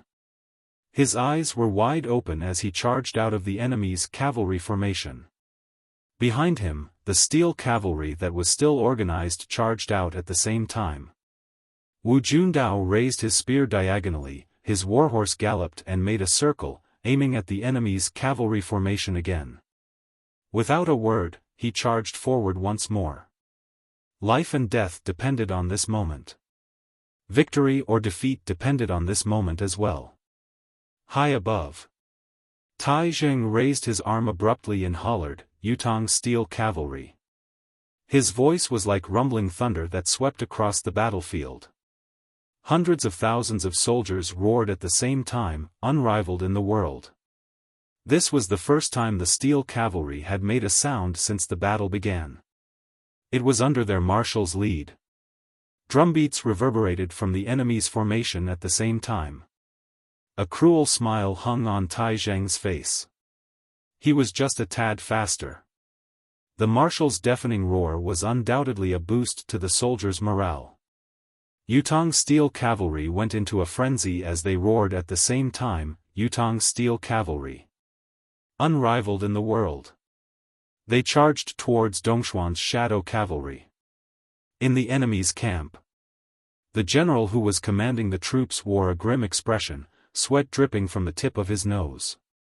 A lean elder stood with his arms behind his back as he watched the battlefield and said faintly, "The shadow cavalry has lost this battle. Sound the gongs to retreat." "Marshal." The general was indignant.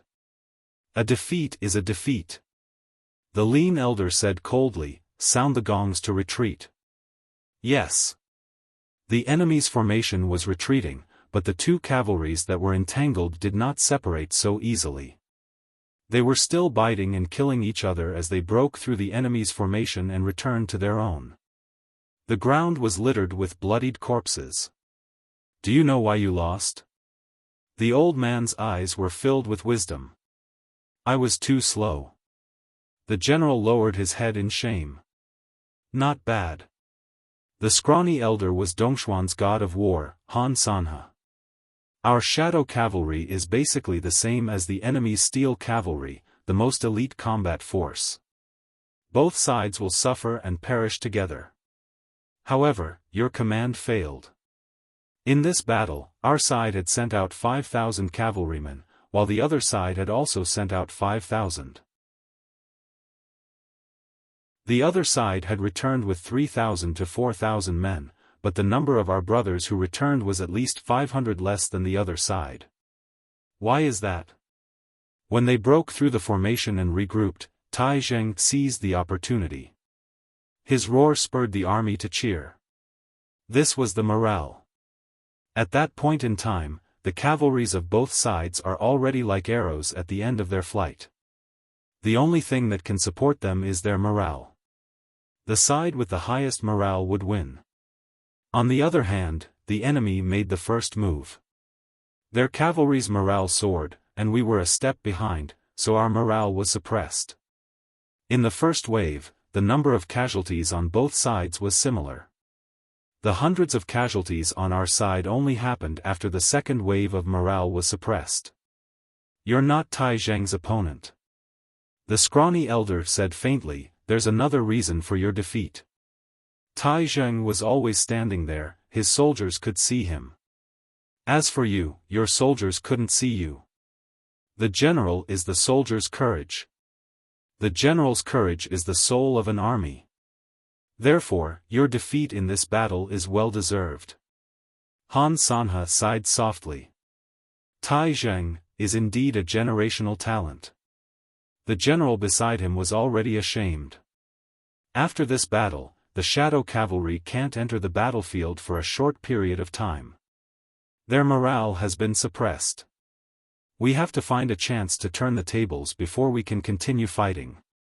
Otherwise, when we face the steel cavalry again, the enemy's psychological advantage is already formed. It's bound to be a great defeat.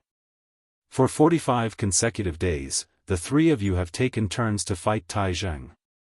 Out of the three of you, half of you have lost.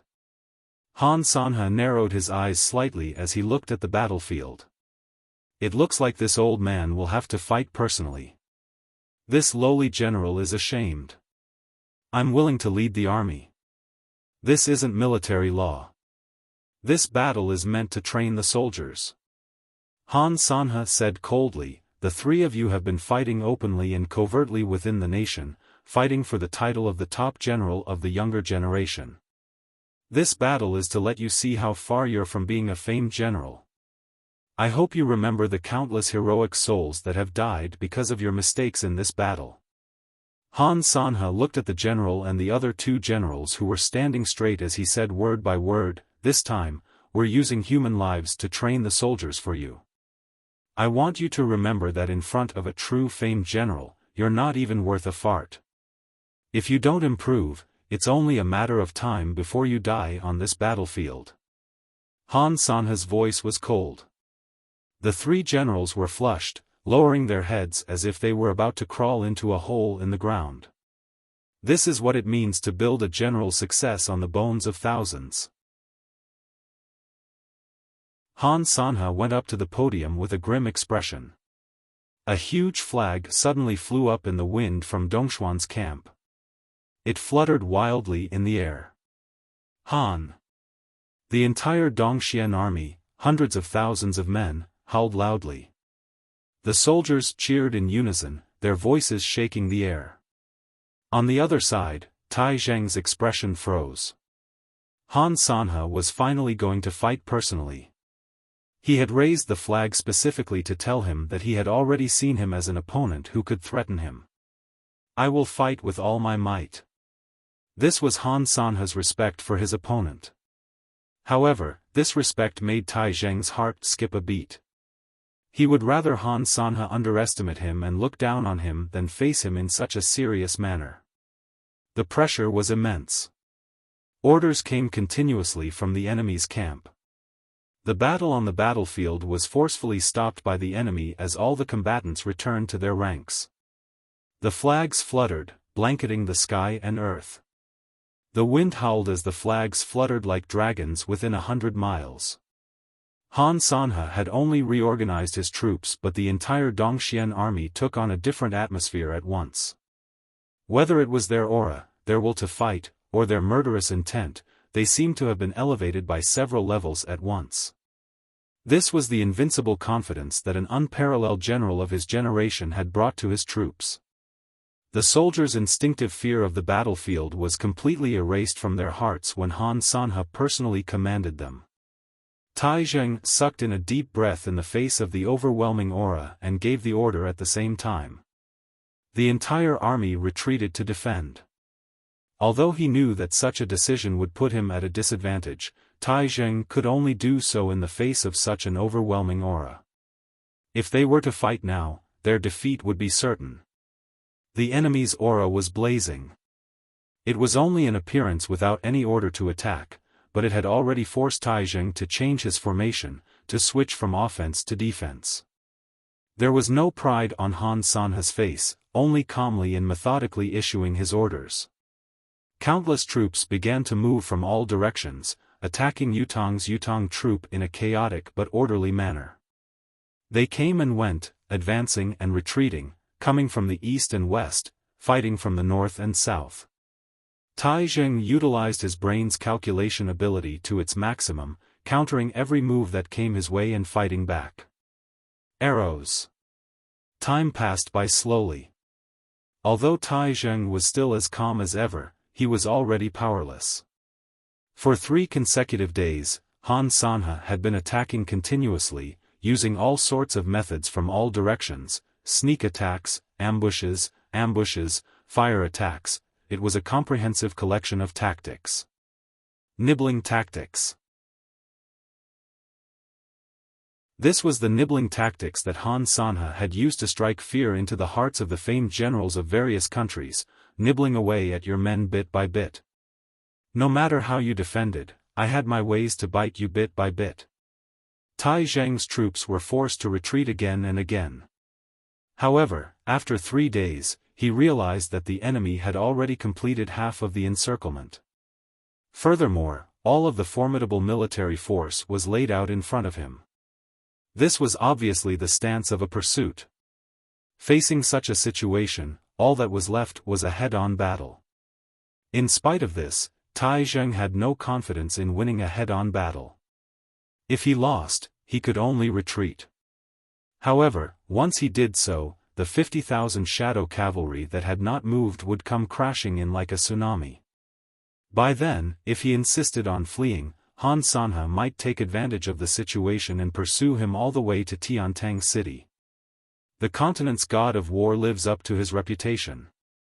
Tai Zheng sighed deeply. His heart was helpless.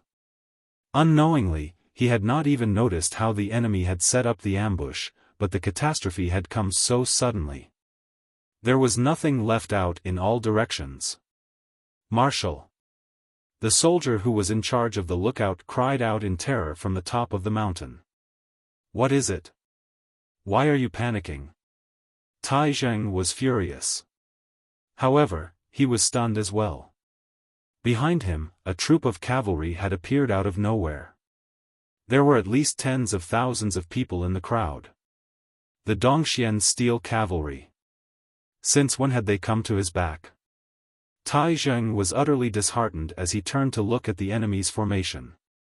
Han Sanhe still did not show himself, but Tai Zheng knew that he was doomed. Han Sanhe's relentless attacks these few days were actually for this hidden pawn. Tens of thousands of cavalrymen were cutting off his retreat.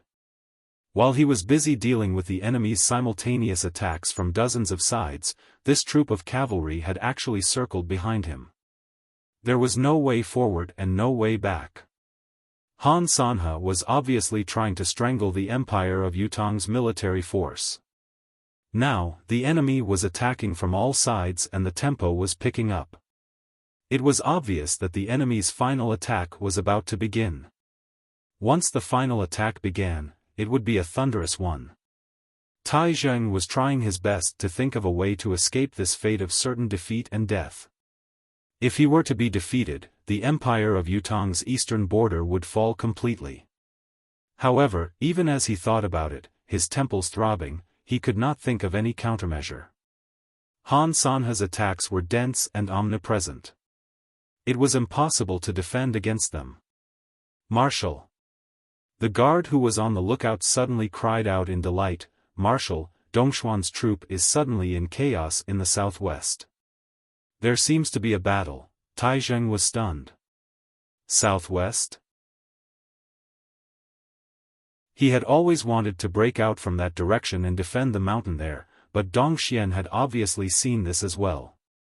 The defense of the southwest was like an iron bucket. How could there be a battle there?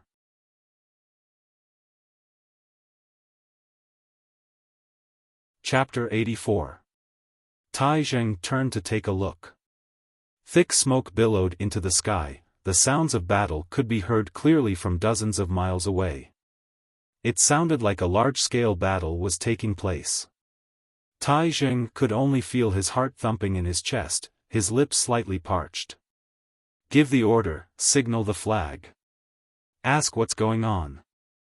However, before they could do anything, there were already 9 plumes of thick smoke billowing into the sky. There was no fire, no smoke. "Our men." Tai Zheng felt like his heart was about to leap out of his chest. Where did this reinforcement come from? Dongxuan's Han Sanhe had noticed the commotion in the southwest as well. With a command, 10,000 cavalrymen charged over like an arrow. "Charge!" Tai Zheng was decisive. This was their only chance, their only way out of this predicament. Gather there, to Tianxian Cliff. Now, even if there were reinforcements, their defeat was already set in stone. What he could do was to build a new line of defense at Tianxian Cliff, using the terrain and the mountains to hold out for as long as he could. The great battle broke out without any warning at this moment. Tai Zheng took the field personally, leading the entire army to break through the encirclement towards the southwest. Han Sanhe had not thought of this beforehand, and Tai Zheng had never expected to attack this direction either. Both sides were beyond their expectations. The brutality of this battle was even more beyond imagination. Yutong steel cavalry. Tai Zheng roared and took the lead. The 30,000 steel cavalry that Tai Zheng had not used since the beginning moved together. They turned into a giant hammer and smashed over. Dongshuan's 50,000 shadow cavalry moved at the same time. The 30,000 shadow cavalry behind Yutong's army to cut off their retreat reacted a beat too late, only beginning to charge. Before this, no one had thought that there would be a loophole in the most unlikely place. Yutong's 200,000 men broke through the siege. Dongxian gathered their superior military strength to stop them. Han Sanhe was stationed in the center of the troop, deploying his troops and issuing orders continuously. Tai Zheng, on the other hand, was charging towards them with bloodshot eyes, not changing his direction. Both sides had a clear goal. If these 200,000 men retreated to the west of Tianxian Cliff without any casualties, the Empire of Yutong could still retain its strength and fight. However, if they could keep these 200,000 soldiers here, the Empire of Yutong would suffer a great loss. Han Sanhe had plotted this for so long, how could he let Tai Zheng escape? Tai Zheng took the lead, crushing all who stood in his way. His 25-feet-long spear turned into countless shadows that exploded in the air. Everywhere he passed, there was absolutely no one who could withstand a single blow.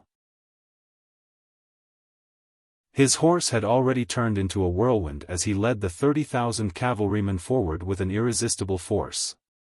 It was a stance of fighting for their lives.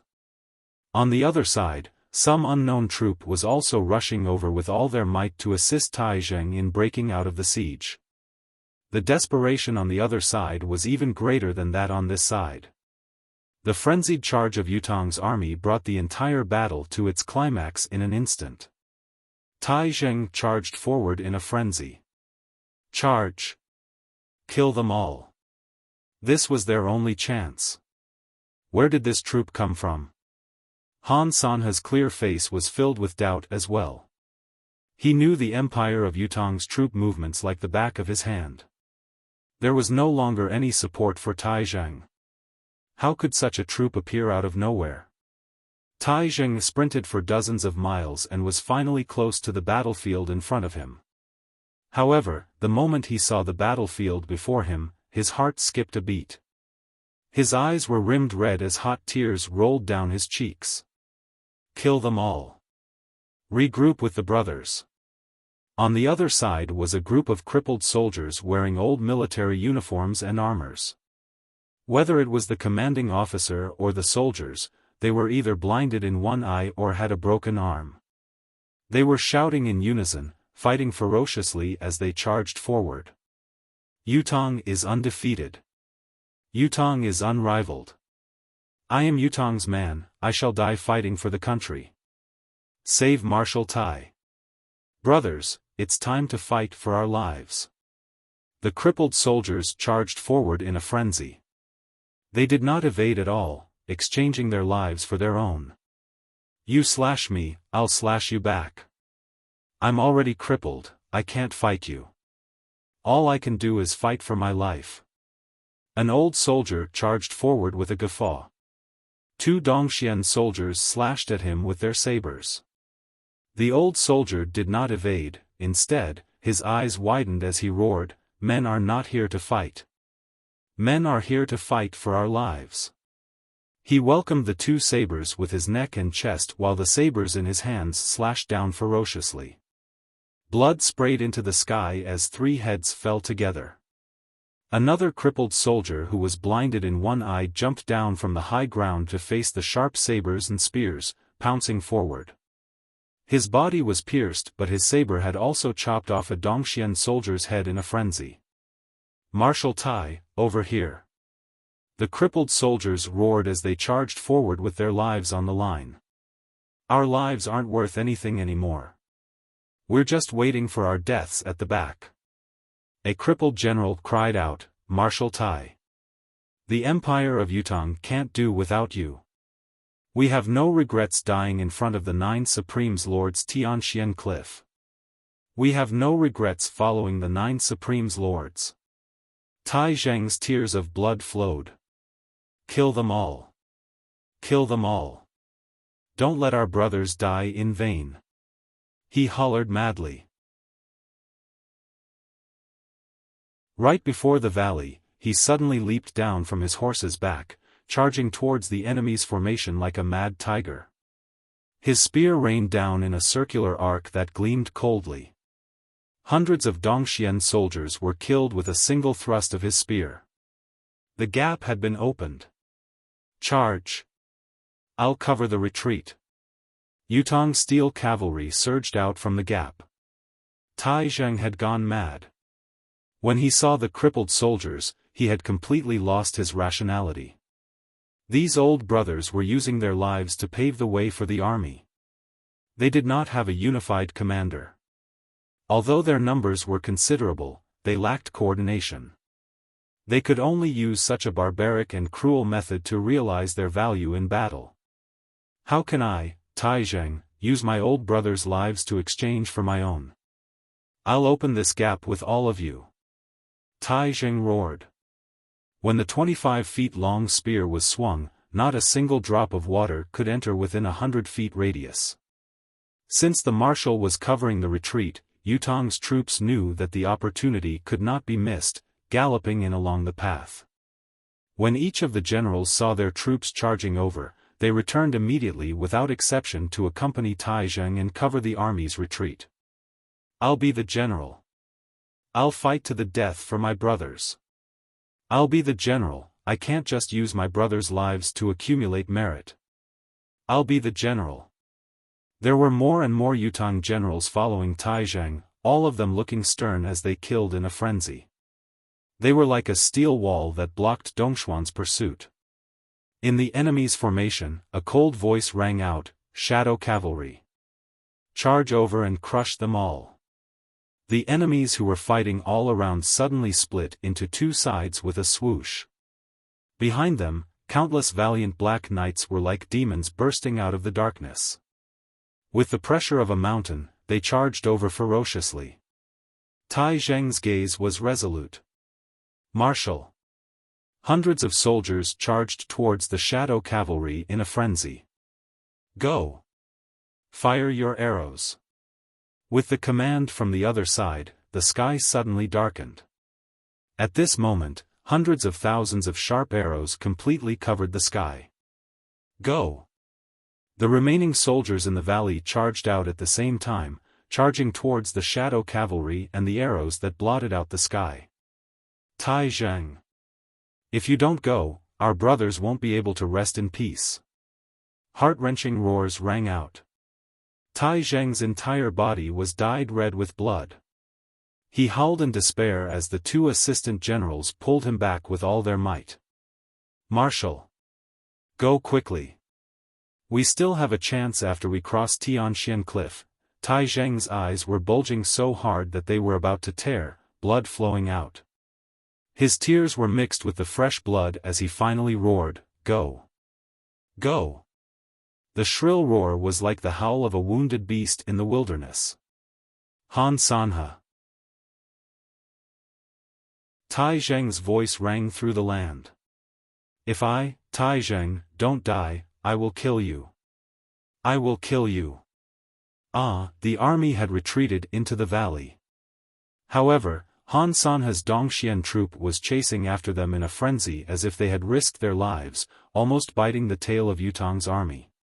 "Shadow cavalry. Even if we have to run to our deaths, we must not lose Tai Zheng's army." This was Han Sanhe's absolute command.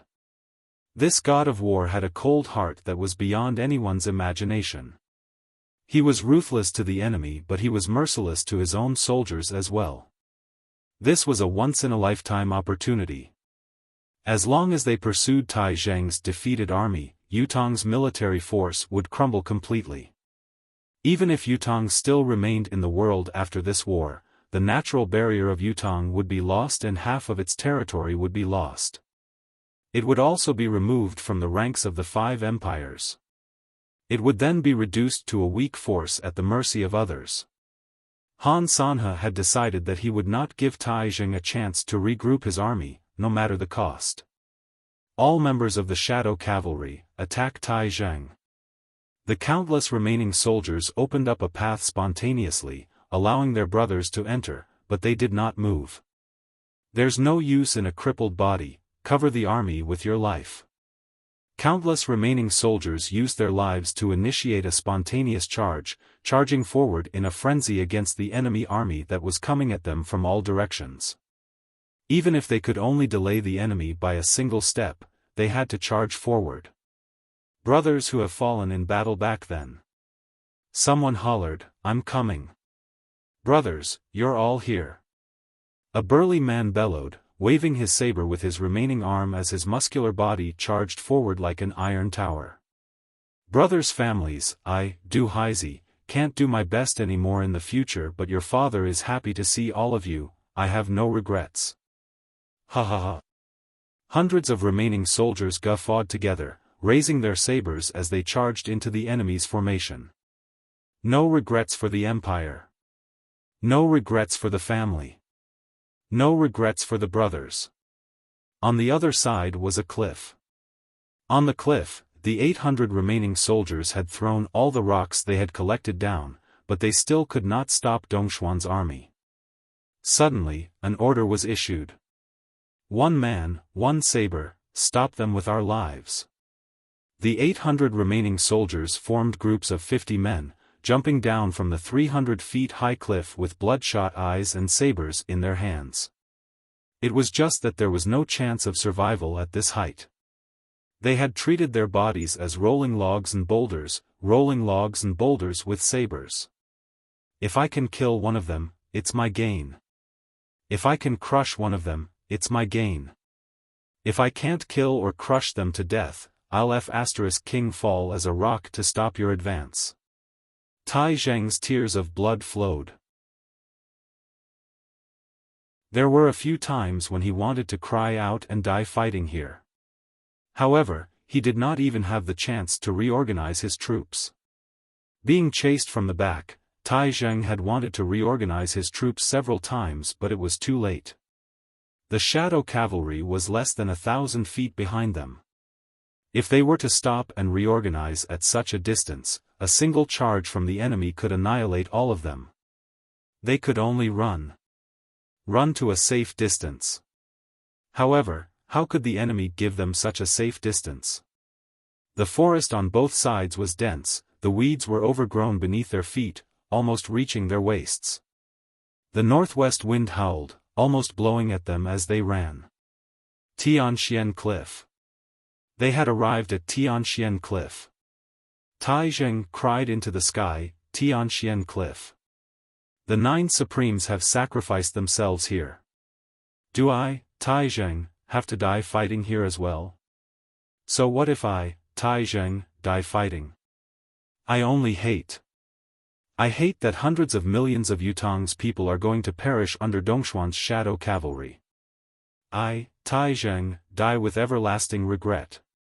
9 Supremes. If you can see this from the heavens, save Yutong.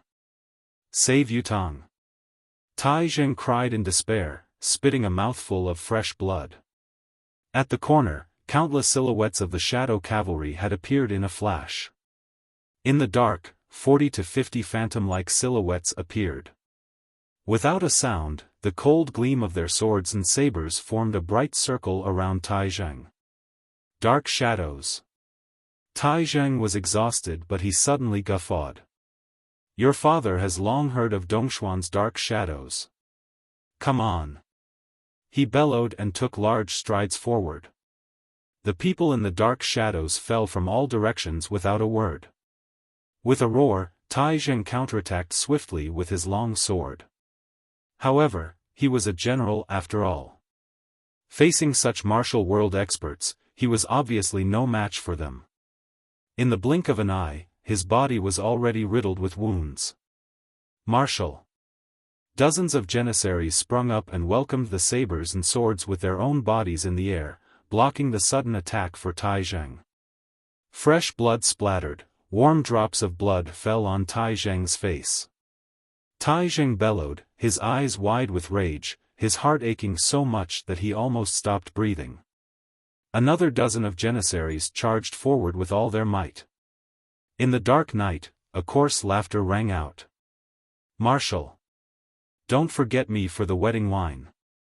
In the next moment, the person who said this had already plunged his saber into the enemy's chest, and the enemy's head flew high into the air with a flash of cold light. In the dark night, only the whistling of sabers and swords could be heard and the sound of blood spurting could be heard. Tai Zheng's body swayed and he fell to the ground. Beside him, a guard breathed with difficulty. There was a ghastly wound between his waist and abdomen, his intestines almost popping out as blood gushed out. Brother. Tai Zheng tore off a piece of his shirt with difficulty, wanting to bandage his wound. Marshal. The wounded soldier on the ground suddenly bellowed and sprung up with all his might, pushing Tai Zheng aside. A saber fell like lightning and sliced into his abdomen. Tai Zheng roared and slashed the assassin from head to toe in a frenzy. He then turned to look at the wounded soldier. Brother, Marshal. The wounded soldier smiled. Don't forget me for the wedding wine. I wanted to congratulate Marshal with my unparalleled military merit, I'm sorry. His head tilted to the side and he stopped breathing. Yes. Yes. Brother. Drink as much as you want. Tai Zheng's eyes were brimming with hot tears, his voice choking. Brother, my brother. Countless personal guards rushed forward and fought with the enemy in the darkness of the night.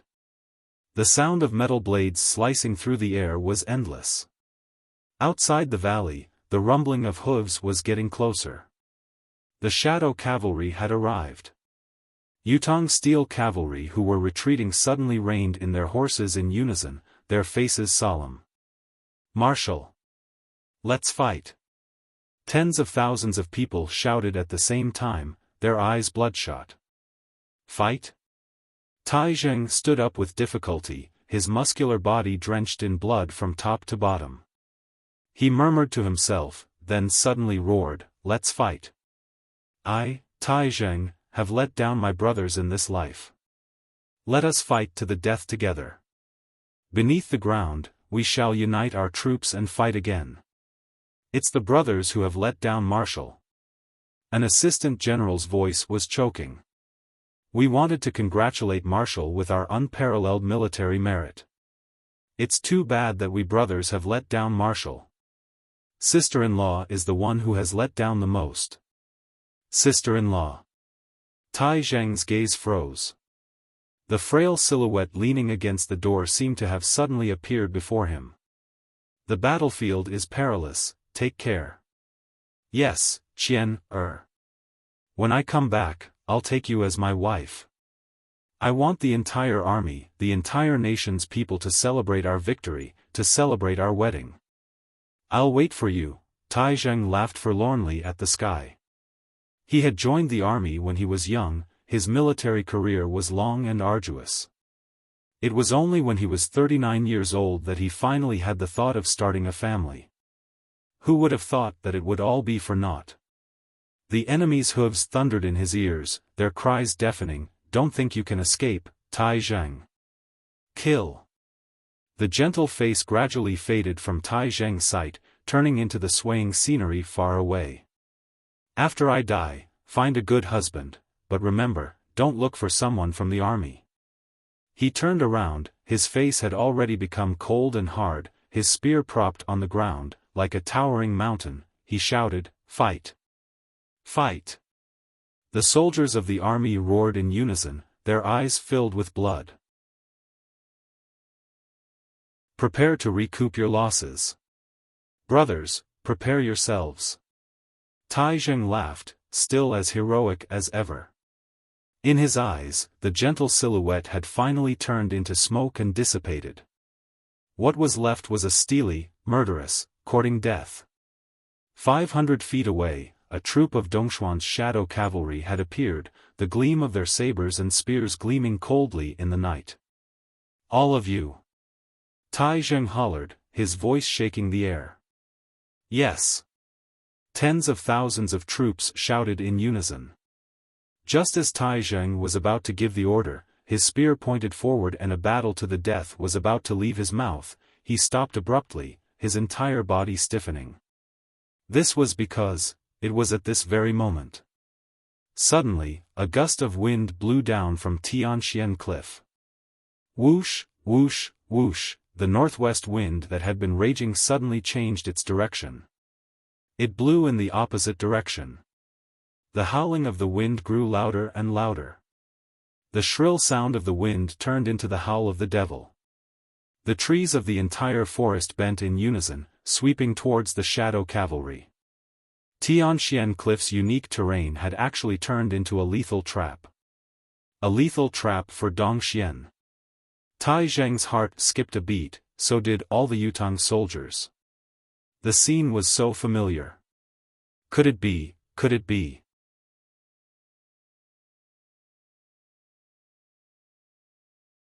Chapter 85. A fierce wind suddenly rose in the opposite direction. With a whoosh, the wind suddenly reached its peak. The weeds on the road flew up violently, and the branches on the trees suddenly snapped. Whoosh! Whoosh! Whoosh! Whoosh! Whoosh! Whoosh! Whoosh! Whoosh! As for Yutang's soldiers, they were not affected at all. Tai Zheng's face was drenched in blood and tears, but he stood still as if he had suddenly stiffened. His eyes were like bronze bells as he stared in the direction of Tianxian Cliff. 9 Supremes. Supreme Wind is here. As the sound of the wind reached its peak, a ball of fire suddenly shot up into the sky from behind Tai Zheng. The fire soared into the sky, spreading towards Dongxuan's army at an unbelievable speed. Just as the fire appeared, it had already scorched hundreds of feet into the air. The Dongxian shadow cavalry that had just charged over, numbering up to 1,000 men, were instantly engulfed in the sea of fire. The rest of the cavalrymen were urging their horses to gallop with all their might. They simply could not stop in time and crashed into the fire one after another. Immediately, miserable cries rang out from all directions. The fire crackled like a demon's before it soared into the sky with a boom and spread across the plains. Dongxuan's army within a 300-mile radius was suddenly engulfed in a frenzied sea of fire. There seemed to be a demon laughing in the flames. How dare a Dongxian brat act so presumptuously in front of Tianxian Cliff? The wind howled. Raging flames rushed to the heavens. Supreme wind and flame. Hundreds of thousands of Yutang soldiers were teary-eyed. Looking at the silent Tianxian Cliff, they suddenly knelt down in unison. 9 Supremes Lords. With a roar, the voices of these hot-blooded men who were walking the line between life and death choked, hot tears swirling in the air. Han Sanhe looked to the southwest where Tai Zheng had already broken through the siege. The shadow cavalry had already chased after them. 30,000 shadow cavalry flanking and 50,000 pursuing. Han Sanhe was certain that Tai Zheng would not stand a chance against such a fearless charge. Even if it was him, there was absolutely no way for him to regroup and fight again under such circumstances and turn defeat into victory. The outcome of this battle was already decided. After planning for so long, it was finally time to reap the harvest.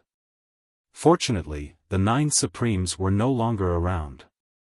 Otherwise, faced with the complicated terrain of the Empire of Yutang and the presence of existences like the 9 Supremes, they would not have dared to advance recklessly. Because they didn't know when they would be ambushed. Moreover, he would lose in a baffling manner. Marshal, Yutang has almost completely lost to you this time. The general at the side had an excited look on his face. Only the marshal can accomplish this feat of expanding our territory. Han Sanhe smiled calmly and said, "This old man has spared no expense in military strength in this battle. I've forcefully annihilated Tai Zheng's 100,000 troops and 200,000 reinforcements. It's still too early to say that I'm expanding my territory. However, the Empire of Yutang's energy won't be able to recover for at least 10 years after this battle. Our army's biggest gain should be pushing our territory 2,000 miles forward, right towards Yutang's capital. But we can't say that these are already in our hands. There was a deep yearning in Han Sanhe's eyes. Because there are still 2 old men in the Empire of Yutong who have yet to make a move. Although Qiu Jianhan and Leng Daoyin are known as the saber and sword duo, they haven't led an army for so many years. Besides, they're getting on in years and are no longer what they used to be. Marshal will definitely be able to do it. A general at the side fawned over him. Yes, the Empire of Yutong's elites have been defeated by the Marshal after this battle. Even if Qiu Jianhan and Leng Daoyin are the saber and sword duo, what can they do when they have no soldiers to use? Han Sanhe said faintly, perhaps Mu Wuyun's lack of soldiers makes sense, but Gao Han, you said that they are no longer what they used to be, you have to pay attention. As a general, you must never underestimate the enemy at any time. This is a fatal thing and the cause of defeat. The 2 generals beside him bowed at the same time. This lowly general will remember it. Even if they have no soldiers to use, these 2 old men can still defend Yutong and contend with me for 3 to 5 years. Han Sanhe's expression was bleak. Because the Emperor of Yutong trusts these 2 people without reservation. Behind him, Mu Wuyun, Gao Han, and Zhang Gu were silent, not daring to say a word. The old marshal's meritorious deeds were enough to intimidate the emperor. Dongxuan's emperor was extremely wary of the old marshal now. This was no longer a secret in the military. Han Sanhe's words were, of course, spoken from the bottom of his heart. After this battle, Dongxuan's unshakable foundation can be established. Han Sanhe said bleakly, Yutong can be crippled, can be weak, but it cannot be destroyed. It's like a ferocious tiger. We only need to knock out its claws and teeth. That will be enough. If the empire were to be annihilated, Dongxian would immediately become a public enemy. Han Sanhe stood with his arms behind his back, looking at the deafening battle cries from afar as he uttered word by word, we would fall into the same situation as Yutong, surrounded by enemies from all sides. Marshal is wise. If Yutong were to be annihilated, we might not be able to hold on as long as Yutong. Han Sanhe sighed, Yutong has 3 famed marshals after all. That's why they can hold on for so long. Yutong alone has 3 of the top 10 famed generals in the continent. However, Tai Zheng and his trusted generals must die. There was respect in Han Sanhe's eyes as he said slowly, in the last battle, Tai Zheng has brought up the rear personally and all the generals have stayed behind to bring up the rear for the army. He has won over Yutong's military heart. With time, he will become the true soul of the army. After this battle, Tai Zheng will rise to the same position as Qiu Jianhan and Leng Daoyin in Yutong's military, perhaps even higher. Besides, Tai Zheng is young and strong, that's the scariest thing. Therefore, no one can die in this battle, but Tai Zheng must. Otherwise, he'll be a huge threat to us.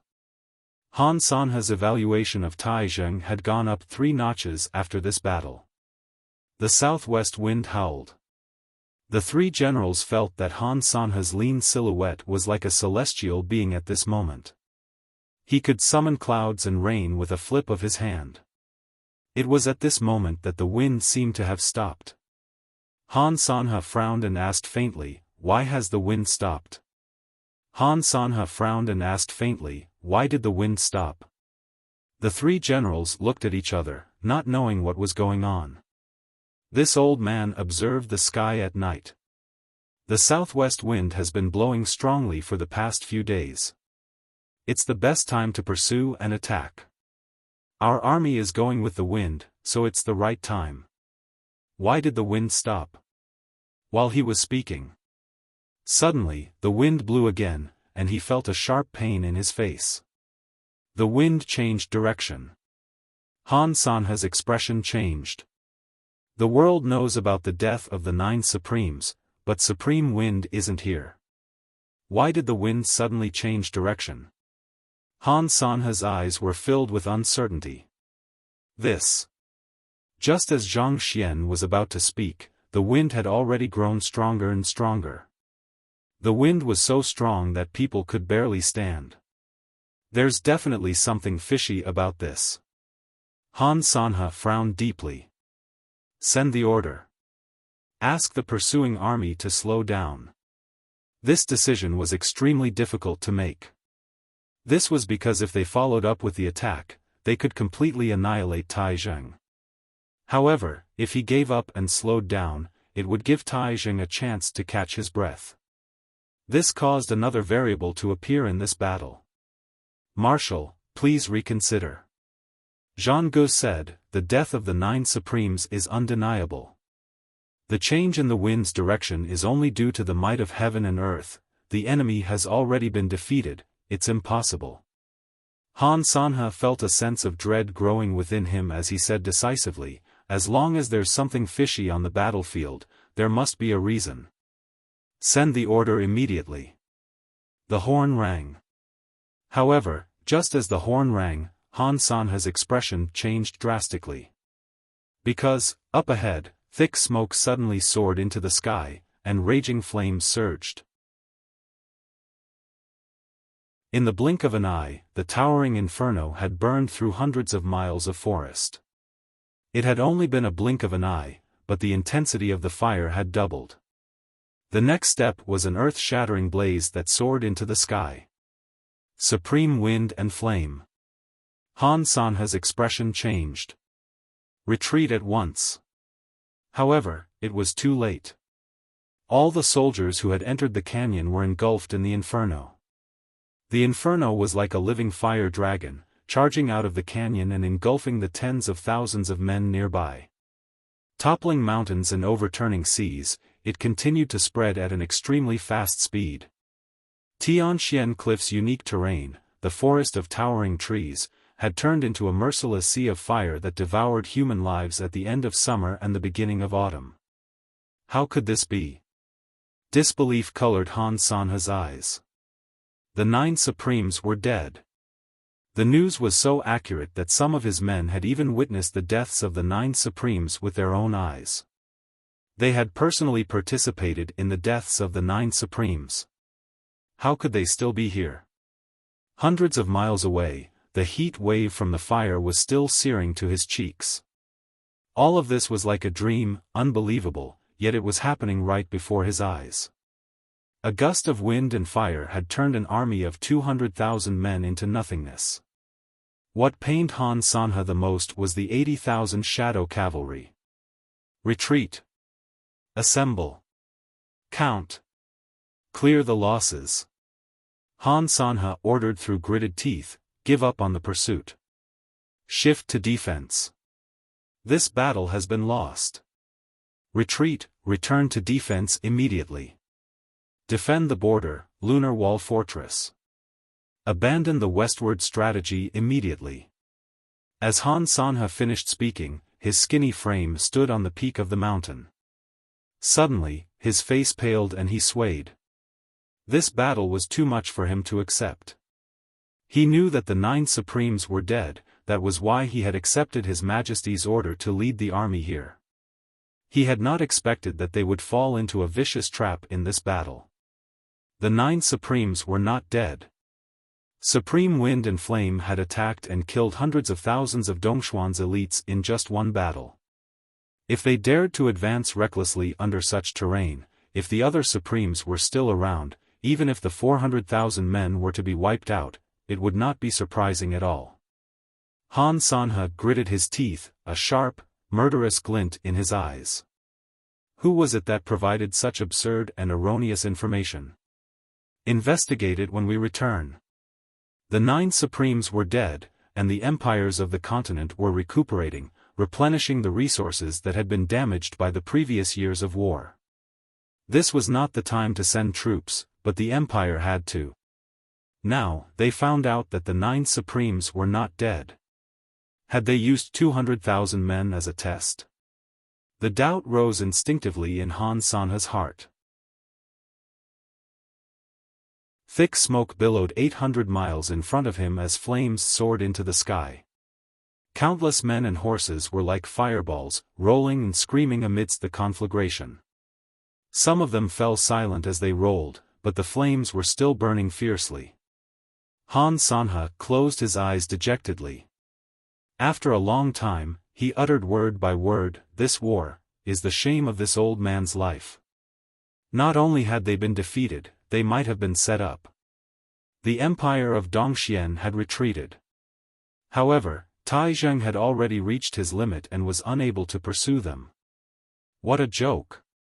It was already a blessing to be able to survive Han Sanhe's relentless attacks. Moreover, the empire of Dongxian was not defeated. Their troops were organized and their combat power was complete. If they were to pursue them, they would definitely be bitten. In spite of this, Yutong's army was in high spirits now. A strong gust of wind and a great fire had driven the enemy back. Such a situation was nothing short of a miracle. What was even more exhilarating was that the 9 Supremes had appeared again. The 9 Supremes have shown themselves. Someone's eyes were brimming with tears. *T. Someone was enraged. The 9 Supremes aren't dead, they're just hiding. Taizheng panted for a long time before he stood up. His head was dizzy, his feet felt like he was stepping on cotton, his wounds were still bleeding profusely. His janissaries came forward to stop the bleeding in a flurry, but he did not seem to feel it at all, his eyes lost. After a long time, he shuddered and suddenly cried out, "Where are the 9 Supremes?" This general, Taizheng, would like to thank the 9 Supremes lords for saving my life. Please allow me to lend you a helping hand. Everyone held their breaths as soon as the words left his mouth. Even those who were severely injured gritted their teeth, not making a single sound. Their gazes were fervent as they craned their necks to look straight at Tianxian Cliff. How they wished that the 9 mysterious masked figures would step out from the forest. That would be the happiest thing for Yutong's warriors. Countless people were panting like bellows, feeling their blood boiling. They were just waiting for the 9 Supremes to appear so that they could cheer at once. The flames were blazing, the wind was howling, and the crackling of burning was incessant. Other than that, there was no other sound. Taizheng did not give up as he called out, "9 Supremes lords. Taizheng requests an audience." There was still no sound, the forest was silent. There was no response. Taizheng sighed. "Reorganize the army. Check the damage. Treat the wounded. Return to the Fortress of Resilience at the fastest speed. Gather the people to help rebuild the Fortress of Resilience immediately. Deputy marshals, you will be in charge of these matters. Send the battle report to the capital at once. Also, investigate the Empire of Dongxuan's movements. Do not slack off." The deputy marshal nodded in acknowledgement. "What about you, Marshal?" Taizheng sighed. "I'm tired, I want to rest here." The deputy marshal was well aware of this. He knew that the marshal had not given up on meeting the 9 Supremes. If there were too many people, the 9 Supremes would not appear. Perhaps, if there were too few people, the 9 Supremes would come out to meet them. Also, Taizheng closed his eyes, tears rolling down his cheeks. "Clean up the corpses of our brothers." Before he could finish, he spat out another mouthful of blood, his heart wrenching with pain. "Yes." The deputy marshal kept quiet for a bit and said in a low voice, "If Marshal sees the 9 sirs, please greet them on my behalf." He turned and hollered, "Janissaries stay. The rest of you, depart immediately." Taizheng had been standing on Tianxian Cliff. This was the 9 Supremes Memorial Hall built by the Empire of Yutong. The sculptures of the 9 masked men stood on the stage in a carefree and natural manner, their gazes filled with disdain as if they were still laughing at the world. Taizheng waited for a full 3 days. There was no news at all. "Marshal, this." A janissary said carefully, the statues of Lord Supreme Wind and Lord Supreme Flame, seem to be stained, and there's a smell of fire. Is it really these two lords who have manifested themselves, and not? Tai Zheng looked disappointed. Indeed. Compared to the other 7 Supremes, the sculptures of Supreme Wind and Lord Flame seem to have gone out before. Even Tai Zheng was a little doubtful. Could it be that Supreme Wind and Lord Flame had manifested themselves? Were they not dead? When the 9 Supremes went to war, all 9 of them had always gone out together. There had never been a time when only 2 of them participated in the war. 9 Supremes Lords. Tai Zheng knelt on both knees. Thank you for saving me. The heroic spirits are not far away, accept my bow. Tai Zheng heaved a long sigh and descended Tianxian Cliff after he was done bowing. Since the 9 Supremes are unwilling to meet me, I shall feign ignorance as well. Pass down the order, just say that. Tai Zheng's expression was solemn as he said softly, the army has been defeated. In the face of danger, the 9 Supremes Lords Wind and Lord Flame have manifested themselves in midair and defeated the enemy. The border has been saved. Yes. After the war, the gale had changed its direction, turning into a strong east wind. Yunyang was squeezing out the last of his strength. The sky was moaning as the clouds filled the sky like a mighty army, advancing towards Yutong at lightning speed. It was as if countless heroic spirits were marching in the direction of their hometown in a neat formation. The battlefield has been through 100 battles, a general can't avoid death on the battlefield. A man should have no regrets in life, what harm is there in dying for the country and the people? The loyal heart shines like the sun and moon, the iron bones forge the border, the 10,000 miles of wind blows, sending the loyal souls back to Yutong. There's no end to the chapter, let's finish writing 4,600 words. You're tuning into the Xiaofan's Wuxia Tales YouTube channel. Don't forget to subscribe and join us on this journey to catch the most captivating stories.